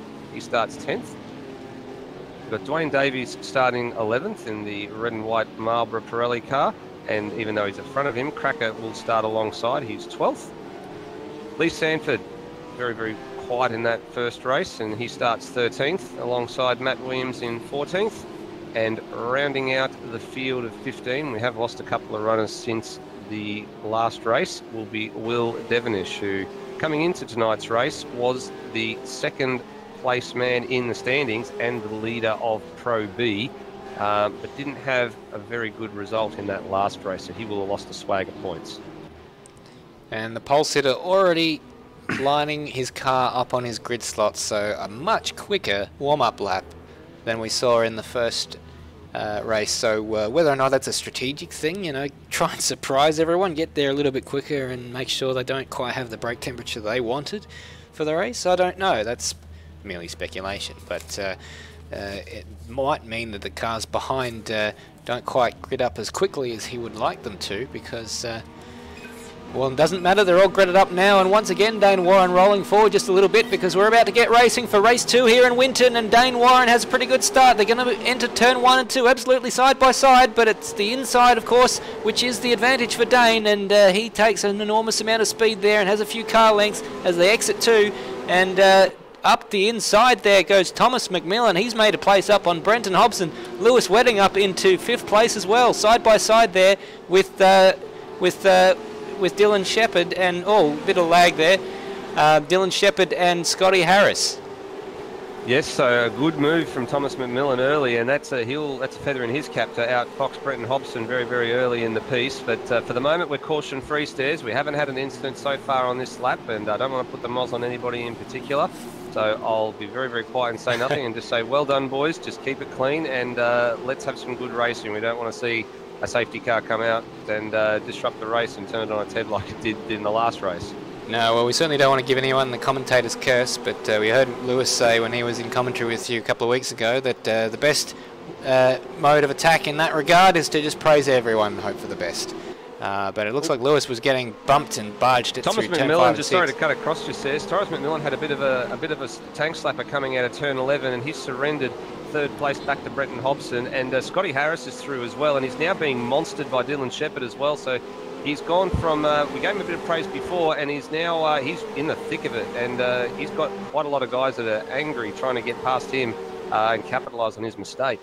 Well, like always, we're hoping for the best. And it's Thomas McMillan absolutely sideways there. Dylan Shepherd there tried to go through turn 1 and 2, so we're still getting a little bit of server lag issues, but this is a nuts to butts action. Oh, a bit of a moment there for Dylan Shepherd. Absolutely on the gearbox of Thomas McMillan, and we hope these guys stay with it because this is a scintillating battle already. Oh, I thought he was having a look, and there was absolutely no way that was going to work. No way through there, and this train is starting to form now. We've got about 5 or 6 cars in this little battle pack. We've got, headed by Thomas McMillan, we've got Dylan Shepherd, Lewis Wedding, Johnny, Aidan Schultz, I nearly mispronounced his name again, and Brock Harvey's trying to get a bit closer to this pack as well and make amends for his... Oh, up the inside goes Dylan Shepherd, and he muscles Thomas McMillan out of the way, and that was an excellent pass. It's not usual that we see Brenton Hobson, the champagne cork. It's not over there. He sees him coming, gives him the room, and that probably saved him from getting pit manoeuvred round. With a watching brief has Lewis Wedding, Johnny, and Aidan Schultz. They're all hoping that the guys ahead trip over themselves, and they're giving every indication that it might well happen as they round turns 11 and 12, and this is all let Scotty Harris off the hook here after making that mistake. He's going to catch back up to made another Hobson. mistake at the last turn stairs. Sorry to cut you off. He made Johnny's another through. mistake. He's dropped and so is Lewis Wedding. Nearly so he's turned dropped in. Quite a few spots. He has, and we look now as he tries to have a look down the inside. Johnny sees him coming just a little bit wide of the apex. I don't know that was the car's width, but nonetheless, the Tissot car hadn't stuck its nose up there, so it was all good, and it wasn't significant overlap, so he wasn't obliged to anyway. But Johnny we saw with a fantastic 4th place in that first race. He'll be looking for something approaching a decent result here as well, as now they've all spread out just a little bit, with a couple of them making mistakes, and the inevitable mistake that I mentioned earlier that people like Johnny and Wedding were waiting for, it has happened. It did happen, and just like the first race, Dane Warren's out in front, and he's not stretching away in leaps and bounds this time at the moment, Stairs. He's just pacing himself ahead of Ethan, and he's only got the gap of about 1.6 seconds at the minute, so maybe just trying to just cruise along at this point of time in the race as we come down to complete lap 3.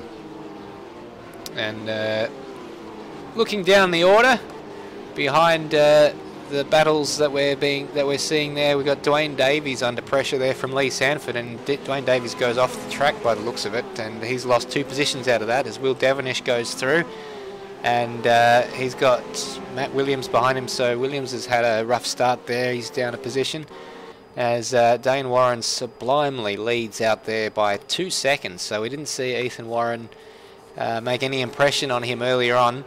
I'm told that Ethan Warren is the older of the 2 brothers, and so Dane is the older of the 2 brothers, and so Ethan should respect his elders. But I don't think there'll be any sense of that. He'll be absolutely desperate to get by his older brother. Yeah, he'll be desperate to close that gap down as much as he possibly can.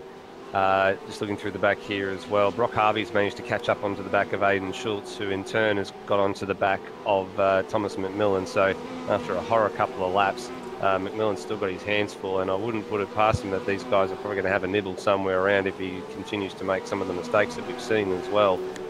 Hope our safety doesn't make him much more mistakes. But these guys are certainly hungry. They've been in the series a lot longer, so they'll be looking for any opportunity. And as Schultz is just might have a little look here on the run down into turn number 11, and actually, in fact, he is having a look at turn number 11. He's alongside in the braking zone, and it looks like Schultz is going to stay ahead there. I thought he had the job done, to be honest. Now, but it's given Brock Harvey. It's given Brock Harvey an incentive to have his nose up the inside of turn 1, but he thinks better of it. Yeah, that orange-fronted Sticks car looks like a carrot to Brock Harvey from what angle he could see. He had an orange carrot, and he certainly had an opportunity there, but he just couldn't make it stick. So I actually probably thought better of it at the end of the day, as McMillan goes a bit wide, and Schultz is through. We haven't seen what happened to him, but we tried to catch it on the replay there, but Brock Harvey's round. Oh, well, we did see that happen, but Matt Williams, the other, it's the leaders right now, and not the leaders of the race, but the leaders of this group are not having the best minute, because Matt Williams is out of the race. We didn't see why, and Brock Harvey is just spun, and he's down to 14th. So desperate luck. Brock Harvey just trying to net some points right now, but he's just had horrendous luck in this season with accidents, and now he's spun. I think that might have been of his own doing, but obviously the pressure is intense when you're in a big battle pack like that.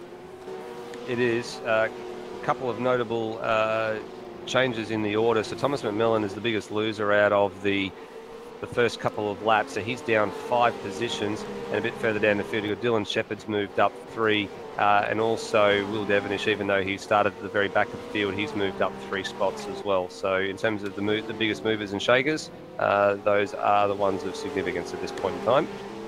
Well, Scotty Harris isn't letting Brenton Hobson get away. The gap there just half a second, and Hobson unable to make any impression on Ethan Warren. So after coming up trumps in that battle in the first race, it looks like the Warren brothers are going to be completely...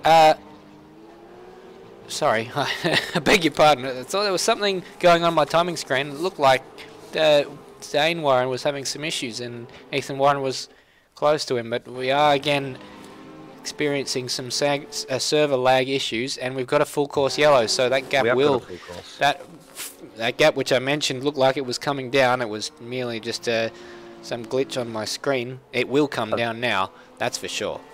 I think it might be for Lee Sanford, that full course caution, because he's just recovering to the circuit at the top of turn 7, so he did take a tour through the grass. So he's, even though he's advanced 2 positions in the order, he's somehow possibly been the cause of that safety car, as also Devonish was off the circuit. He's also retired. So we've lost a couple of guys in very quick succession from this race. We've actually lost Devonish just now. Thomas McMillan, Matt Williams have dropped out. So we're down to 12 runners, Stairs. Yes, well, we tried to catch a bit of a replay of that Sanford incident on our screens, but it wasn't really clear what had happened there because of the lag again, but it looked like it must have been an issue with Cracker. I don't know whether Cracker was at fault or not, but that was who he was close to on track at the time, or he might have done it on his own, but well, and now we've got 3 non-finishers for this race because Will Devonish and McMillan are out of the race. Did we miss that? When did that happen? Yeah, I'm not sure what happened to McMillan. They've all retired on the same lap, so something's obviously happened. Suggests they've had an issue. Potentially. We have been talking tonight as well. A couple of guys have had some internet connection dropouts as well, so not 100% sure whether it's a dropout issue or whether it's an incident, but he's in the pit, so I would assume that it's more than likely some sort of incident, and he had a horror run through the first couple of laps as well, Thomas McMillan. He had a brilliant qualifying result, but unfortunately just got involved in a bit of a skirmish with some of the guys in the top half of the order, and came out a bit worse for wear. We got Dwayne Davies well off the pack here at the moment. Do we know if he's gone into the pit lane, or was he just that far back already? Because he's sitting about 55 seconds off the lead, and he may have been that far back. I'm not sure whether he got tangled up in any of the incidents behind him, but he's going quite slowly actually as well. So I'm not sure if he's looking to come into the pits, if he's got some sort of damage. He's got all 4 wheels on the car, but maybe just turning a little bit, having a bit understeering moment just at that turn 4 just then. So we'll just keep an eye on him and we'll see what happens. This safety car comes at a bit of an interesting time too, Stairs, almost at exactly the halfway point. Gives all these guys just to reset, have a bit of an opportunity to think about what they can and can't do for the rest of this race. And we're only going to end up with about a 5 or 6 lap sprint at the end of all of this. It's going to be tasty. It'll be on. It'll be on like Donkey Kong, and this might be the moment that a lot of these guys look back to and think, what if? Because what the second safety car does is give everyone another opportunity, and when they have another opportunity, they try and take it with both hands. And when they try and take it with both hands, there's a chance they can make a mistake and bin it. And if they make a mistake and bin it, there's a chance they could look back on this moment as a missed opportunity. But, well, that's all just speculation. What have we got here? Well, Dane Warren, he looked untouchable in the first half of this race. One would think that he'd be untouchable in the second half of this race. The last lap time there, incidentally, for Dane Warren was a 21.9, which was faster than his qualifying time. And I think the previous lap he done was a 22.1, which was also faster than his qualifying time. So he's just somehow, I don't know if he's qualifying on full fuel or not, but it's quick, whatever it is. It's extremely quick. And as we've seen before, he's been the class of the field all night long, and just seems to know when it's time to push and when it's time to cruise, and he just ekes away that margin, and it just seems like he's got something in reserve at all times, Stairs, doesn't it? Well, from all accounts, I don't know if he has a cruise button. It's fast or nothing for him. This is cruising for him, and warming his brakes very aggressively, and obviously he knows that that's exactly the right thing to do at this point in time. We're going to be another lap at least under the safety car, but just watch him. This is how a man keeps heat in his brakes, and weaves nicely to keep the temperature in those tyres. He just knows exactly what he needs to do. It's heat management right now, getting temperature everywhere where it needs to be, and the others can watch on and think forlornly about whether they might have a chance to be as fast as him one day. Yeah. Just to get back to the point about Dwayne Davies, he's actually come into the pit, so I would imagine he's got damage to repair. They're just in the pit box at the minute. Brock Harvey's in the same situation in the pits as well. Probably not for damage related. It looks like he came in all right. We saw him spin. We don't know if that was related to damage or We not. assume he's probably changing tyres as well by the look of it. The car's been jacked up on either side and at the rear, so hopefully those guys can get back out before we go back to green, but they're going to have a bit of a battle to catch up to the back of the pack. Well, we heard it was a bit of a strategy play in the Pro-Am race to pit under the safety car, but I feel like they might have left it too late because they didn't pit as soon as the safety car came out. And Brock Harvey's got a drive-through, so that's just compounded his night. So he's obviously sped on his way in or out of... Deary me. So yeah, I was watching him as he came into the pit lane. He was coming in quite slowly, but then he must have flipped the limiter off by accident because he did. The car revs did rise in the pit lane, so inevitably that'll be for a speeding. It can happen. I've had that happen to me myself. You press the button, you think, oh, I've got it, and then for some reason it's just a flinch. Your finger flinches and hits the button again, and it's just the briefest moment. You know exactly what you've done. You've just blipped the throttle, and you're over the speed limit, and then you press the button again, and all is well. But nonetheless, safety car's in, Stairs. The safety car is in, so we are going to get a restart. We're about to go green. The guys behind are in the middle sector, so they've got to battle amongst themselves. Although having said that, Brock Harvey's got a pit lane speed limit penalty, but Brenton Hobson has got Dylan Shepherd up alongside him. Meanwhile, Johnny has a stop-go penalty, so he's made an infringement on the start. So desperately bad luck there for Brenton Hobson on the restart. It looks like he was caught snoozing there by Shepherd. So well, what an opportunistic move for Dylan Shepherd, and we got two paintball cars up on the podium now. We do have two paintball cars up on the podium, and Dylan Shepherd's harassing the back of Ethan Warren here, so obviously got the bit between the teeth and looking to make a move early in this second half of the race. A little bit of a gap there and just a little lock-up as well, and that could have been disaster if it went on for much longer, but he manages to slot back in.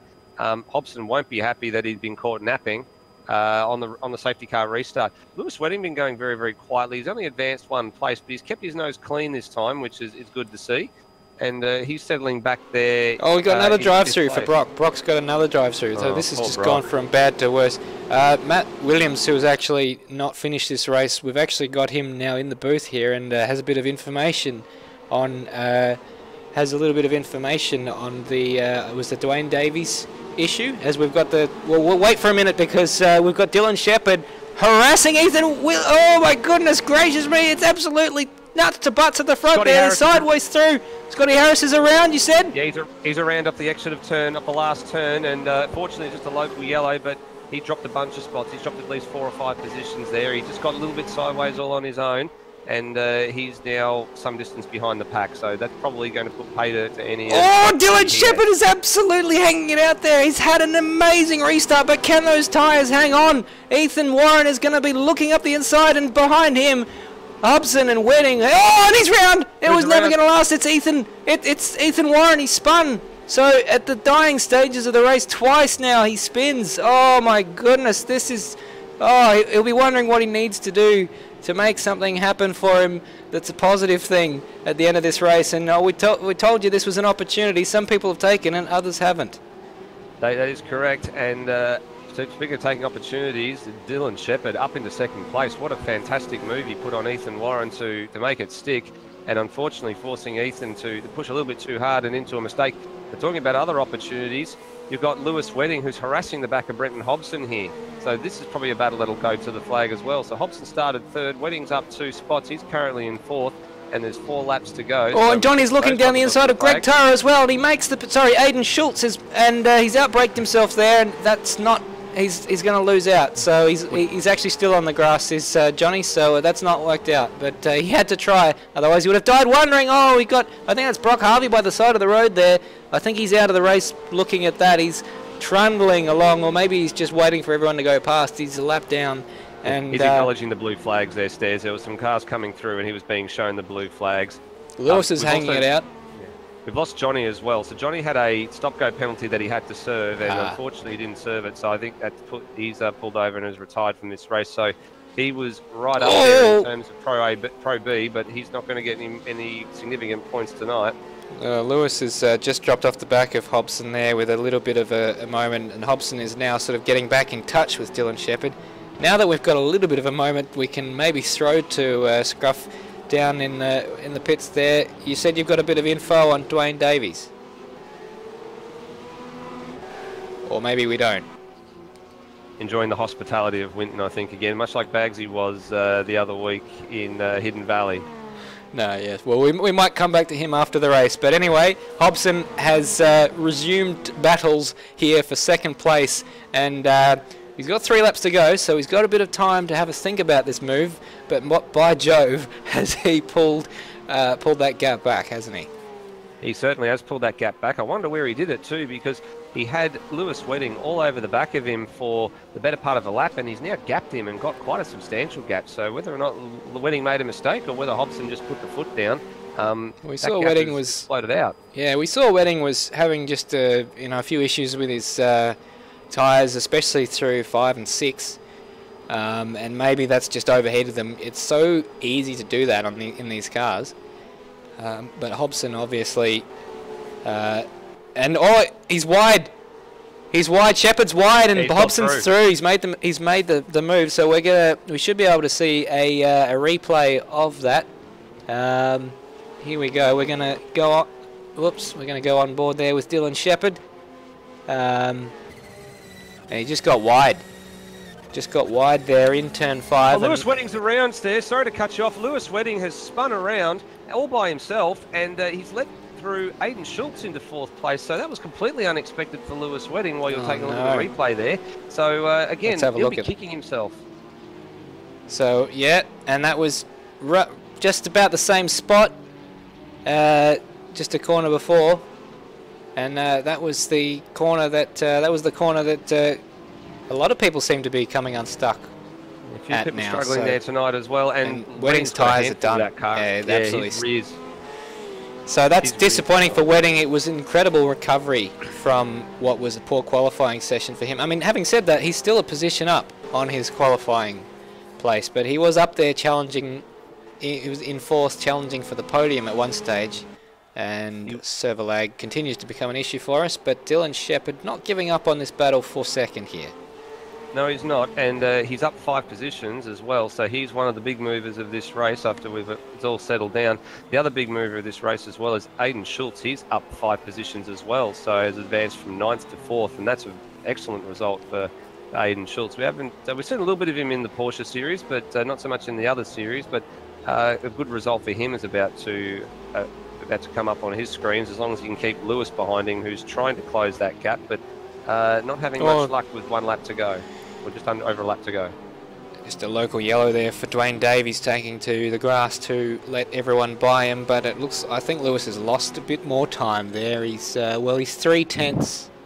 He's 2 tenths faster actually than Aidan Schultz on that previous lap, so the timing screen making a liar of me almost instantaneously. But the battle there between Brenton Hobson and Dylan Shepherd, it's coming down to the last lap again. And but a different driver in this case, because we saw what happened to Ethan Warren early on. So he's in 6th place, and he on current pace doesn't look like he's going to do anything about Lewis Wedding. 6 tenths faster per lap, but there's only 1 lap to go. We're now on the final lap, and he's absolutely sliding it around. He's trying. He'll need a mistake from Lewis Wedding though on the current pace. And just keeping an eye on. Guys, do you have audio from me now? We do. Yes. Yes. Finally, well, we can now make it quick because we're about to finish this race. But what happened to Dwayne? There was a bit of server lag, but it looked like he went into someone else, went off the track, and then appeared out of nowhere in front of Will Devonish, who T-boned him. That took Will out, and that's what would have put Dwayne right back. And I'll let you get back to the race. Well, that's horrible luck for Devonish. He's had his worst round of this season, and well, we wait to see whether or not, with Schultz having a good result, whether that means that there'll be a change of position in that championship, but we'll come back to that later because Dane Warren is coming across the line now to win the race. The advantage not as big as it was in the first race, but he takes victory there from Brenton Hobson, who will be happy with tonight's efforts of 2 second places. He's netted some decent points for his championship. And Dylan Shepherd, what a restart. He finishes third. Dane Warren finishing fourth. We'll wait to see what the points results is there. It's not his best result, but Schultz has been extremely consistent across most of his races as well, so he'll be loathing that result for fourth. And Lewis Wedding held off Ethan Warren there for fifth. The gap in the end was about a second, so Ethan wasn't able to do much about that in the end. Cracker with a decent result there in seventh. Lee Sanford in eighth. Harris, who was racy early on, be disappointed with ninth, given the pace that he was showing early on. Brock Harvey had a eventful race, but he ended up finishing 10th, and he will actually net some pretty good points for that, considering he's had some rough rounds of late. And Dwayne Davies in 11th, as we heard from Matt earlier on, with server lag issues being his downfall, as well as that of Will Devonish. Johnny, another one of the DNFers, we saw him trying to make an overtake. He got fourth in the first race and was a pretty good result, but it all fell apart from him in the second race. And McMillan and Matt Williams are other DNFers for this race. Well, we saw some action in that race, didn't we, Stairs? We saw some action in the first race. As I said earlier in the broadcast, I can't say we were bored. We certainly had plenty of exciting action up and down the field and changes of position. And at the end of the day, it was Dane that ran away with it and won both races, and it was a class of the field all night. Absolutely, it was basically a race for second, which was a scintillating battle. Which in the end it was Hobbo who managed to get those, become the winner of those races for second in both occasions. But he had to work for it, and it didn't look like he was going to be able to do it at certain stages during those races. No, he didn't. We just got some information from our pit reporter Bags that we were trying to get Dane to come over and give us an interview and give us a rundown on not only that race but his night as well. We're also just waiting to see what the Pro-Am results were as well for that race number 2, but obviously that was very, very close after finishing the first race, finishing under safety car, and the second race had a 2-lap sprint toward the end of it by the look of it. And we have that result through at the moment as we just loaded up. So Phil Boak ended up winning that race from Brett Limmer, and Brendan Simons came through to finish third in the second race for Pro-Am. And looking quite close, was that a safety car finish, or there was a safety car late in the race, I imagine, that meant it was the gaps were sort of all top 8 there within about 10 seconds of each other, so that was not too large in terms of the gaps. Yeah, there was a late race caution, but we still had 1 or 2 laps. So it looks like it was a 1-lap sprint at the end, so that's why the gaps are fairly close after the full distance has been completed. Well, we've been joined now by second place man, Brenton Hobson, who has netted himself 2 second places for tonight, and I think given the pace that Ethan had today, that was probably the best you could hope for, and it's a fantastic consolidation of your points position at the top of the championship, Hobbo. Yeah, I couldn't be more thrilled with the 2 second place finishes, I don't think, tonight. I feel really bad for Ethan, though. I punted him off. I asked him whether or not he'd checked up in the corner there when I got him, but he said he didn't. I don't know if it was just a lag thing or what, but I felt like I was just cruising the corner, and then next thing he sort of checked up in front of me and I hit him, but... We thought that was something he'd done on his own, so we must have missed that one. Yeah, no, it was, I don't know what turn to do, 3, 4, 5, maybe turn 5, the left-hand sweeper. Yeah, and, 5. We were all nose to tail there, and I just sort of got into the back of him, I think, mid-corner, and turned him around, but a little disappointing. I don't like driving like that, so I'm not happy with that for myself and for him, obviously. We're good friends with Ethan, so pretty disappointed in that, but... yeah, look, we didn't have the pace to match Dane tonight, but I was much happier with my drive in that second race. I took it easy at the start. I didn't race them. I just sort of measured myself and looked after the tyres. And then the safety car was the best thing for me because I had better conditioned tyres than those around me. So it worked out pretty well. but I didn't have the outright pace to win it, so I'm pretty happy to take 2 seconds. Well, that's interesting, the comment you say about the safety car being the best thing for you, because we saw that Shepard got a fantastic start and he got ahead of you briefly before or after that start, that restart. And so tell us about that battle, because you had that, and then you had Lewis Wedding was quick behind you as well until he lost it and looked like he struggled with tyres also. Yeah, well, I guess I'm sort of it's funny, I guess. Insights into a driver's mind, I suppose. In the first race under the caution, I was sort of working the tyres pretty hard to keep them warm, and then looked like an idiot when I had no grip and went back green. So second time around, I decided not to weave and not to keep the tyres warm at all. And I think I just had really bad tyre pressure for that first sort of lap or two after we went back green. And Dylan got just the absolute scorcher of a start on the restart and got me. So I had to sort of relinquish that one. And I thought, well, I'll just sit here and give it a lap, and maybe we can get that one back. Then Lewis was all over me as well, and it took a sort of lap or two for the tyres to come back. But after that, I was pretty confident I'd at least get back to third. I just sort of sat there behind Dylan and just filled the mirrors a bit, hoped he'd make a mistake so I didn't have to work too hard for it, and I got a bit lucky, and he did. But I think our car was in pretty good shape there towards the end to sort of race for second, I reckon. But it was a good race. It was kind of a strategic one, and had to drive, within what I thought my abilities were for that one. So that was good. It was good fun. Oh, very interesting. So, obviously we know that the tyres have, once you get them a little bit too hot, then they can be difficult to come back from. And we saw that in evidence with Lewis Wedding. But, thank you very much for that insight there, Brenton. No problem. Obviously, a nice little lead in the championship there.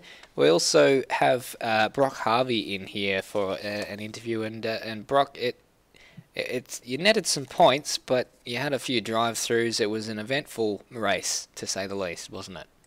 Oh, it was just a rough night. The spacer between the steering wheel and the seat made a mistake in race 1, and just driver errored it and crashed on my own, really. I wasn't even pushing, which was really annoying.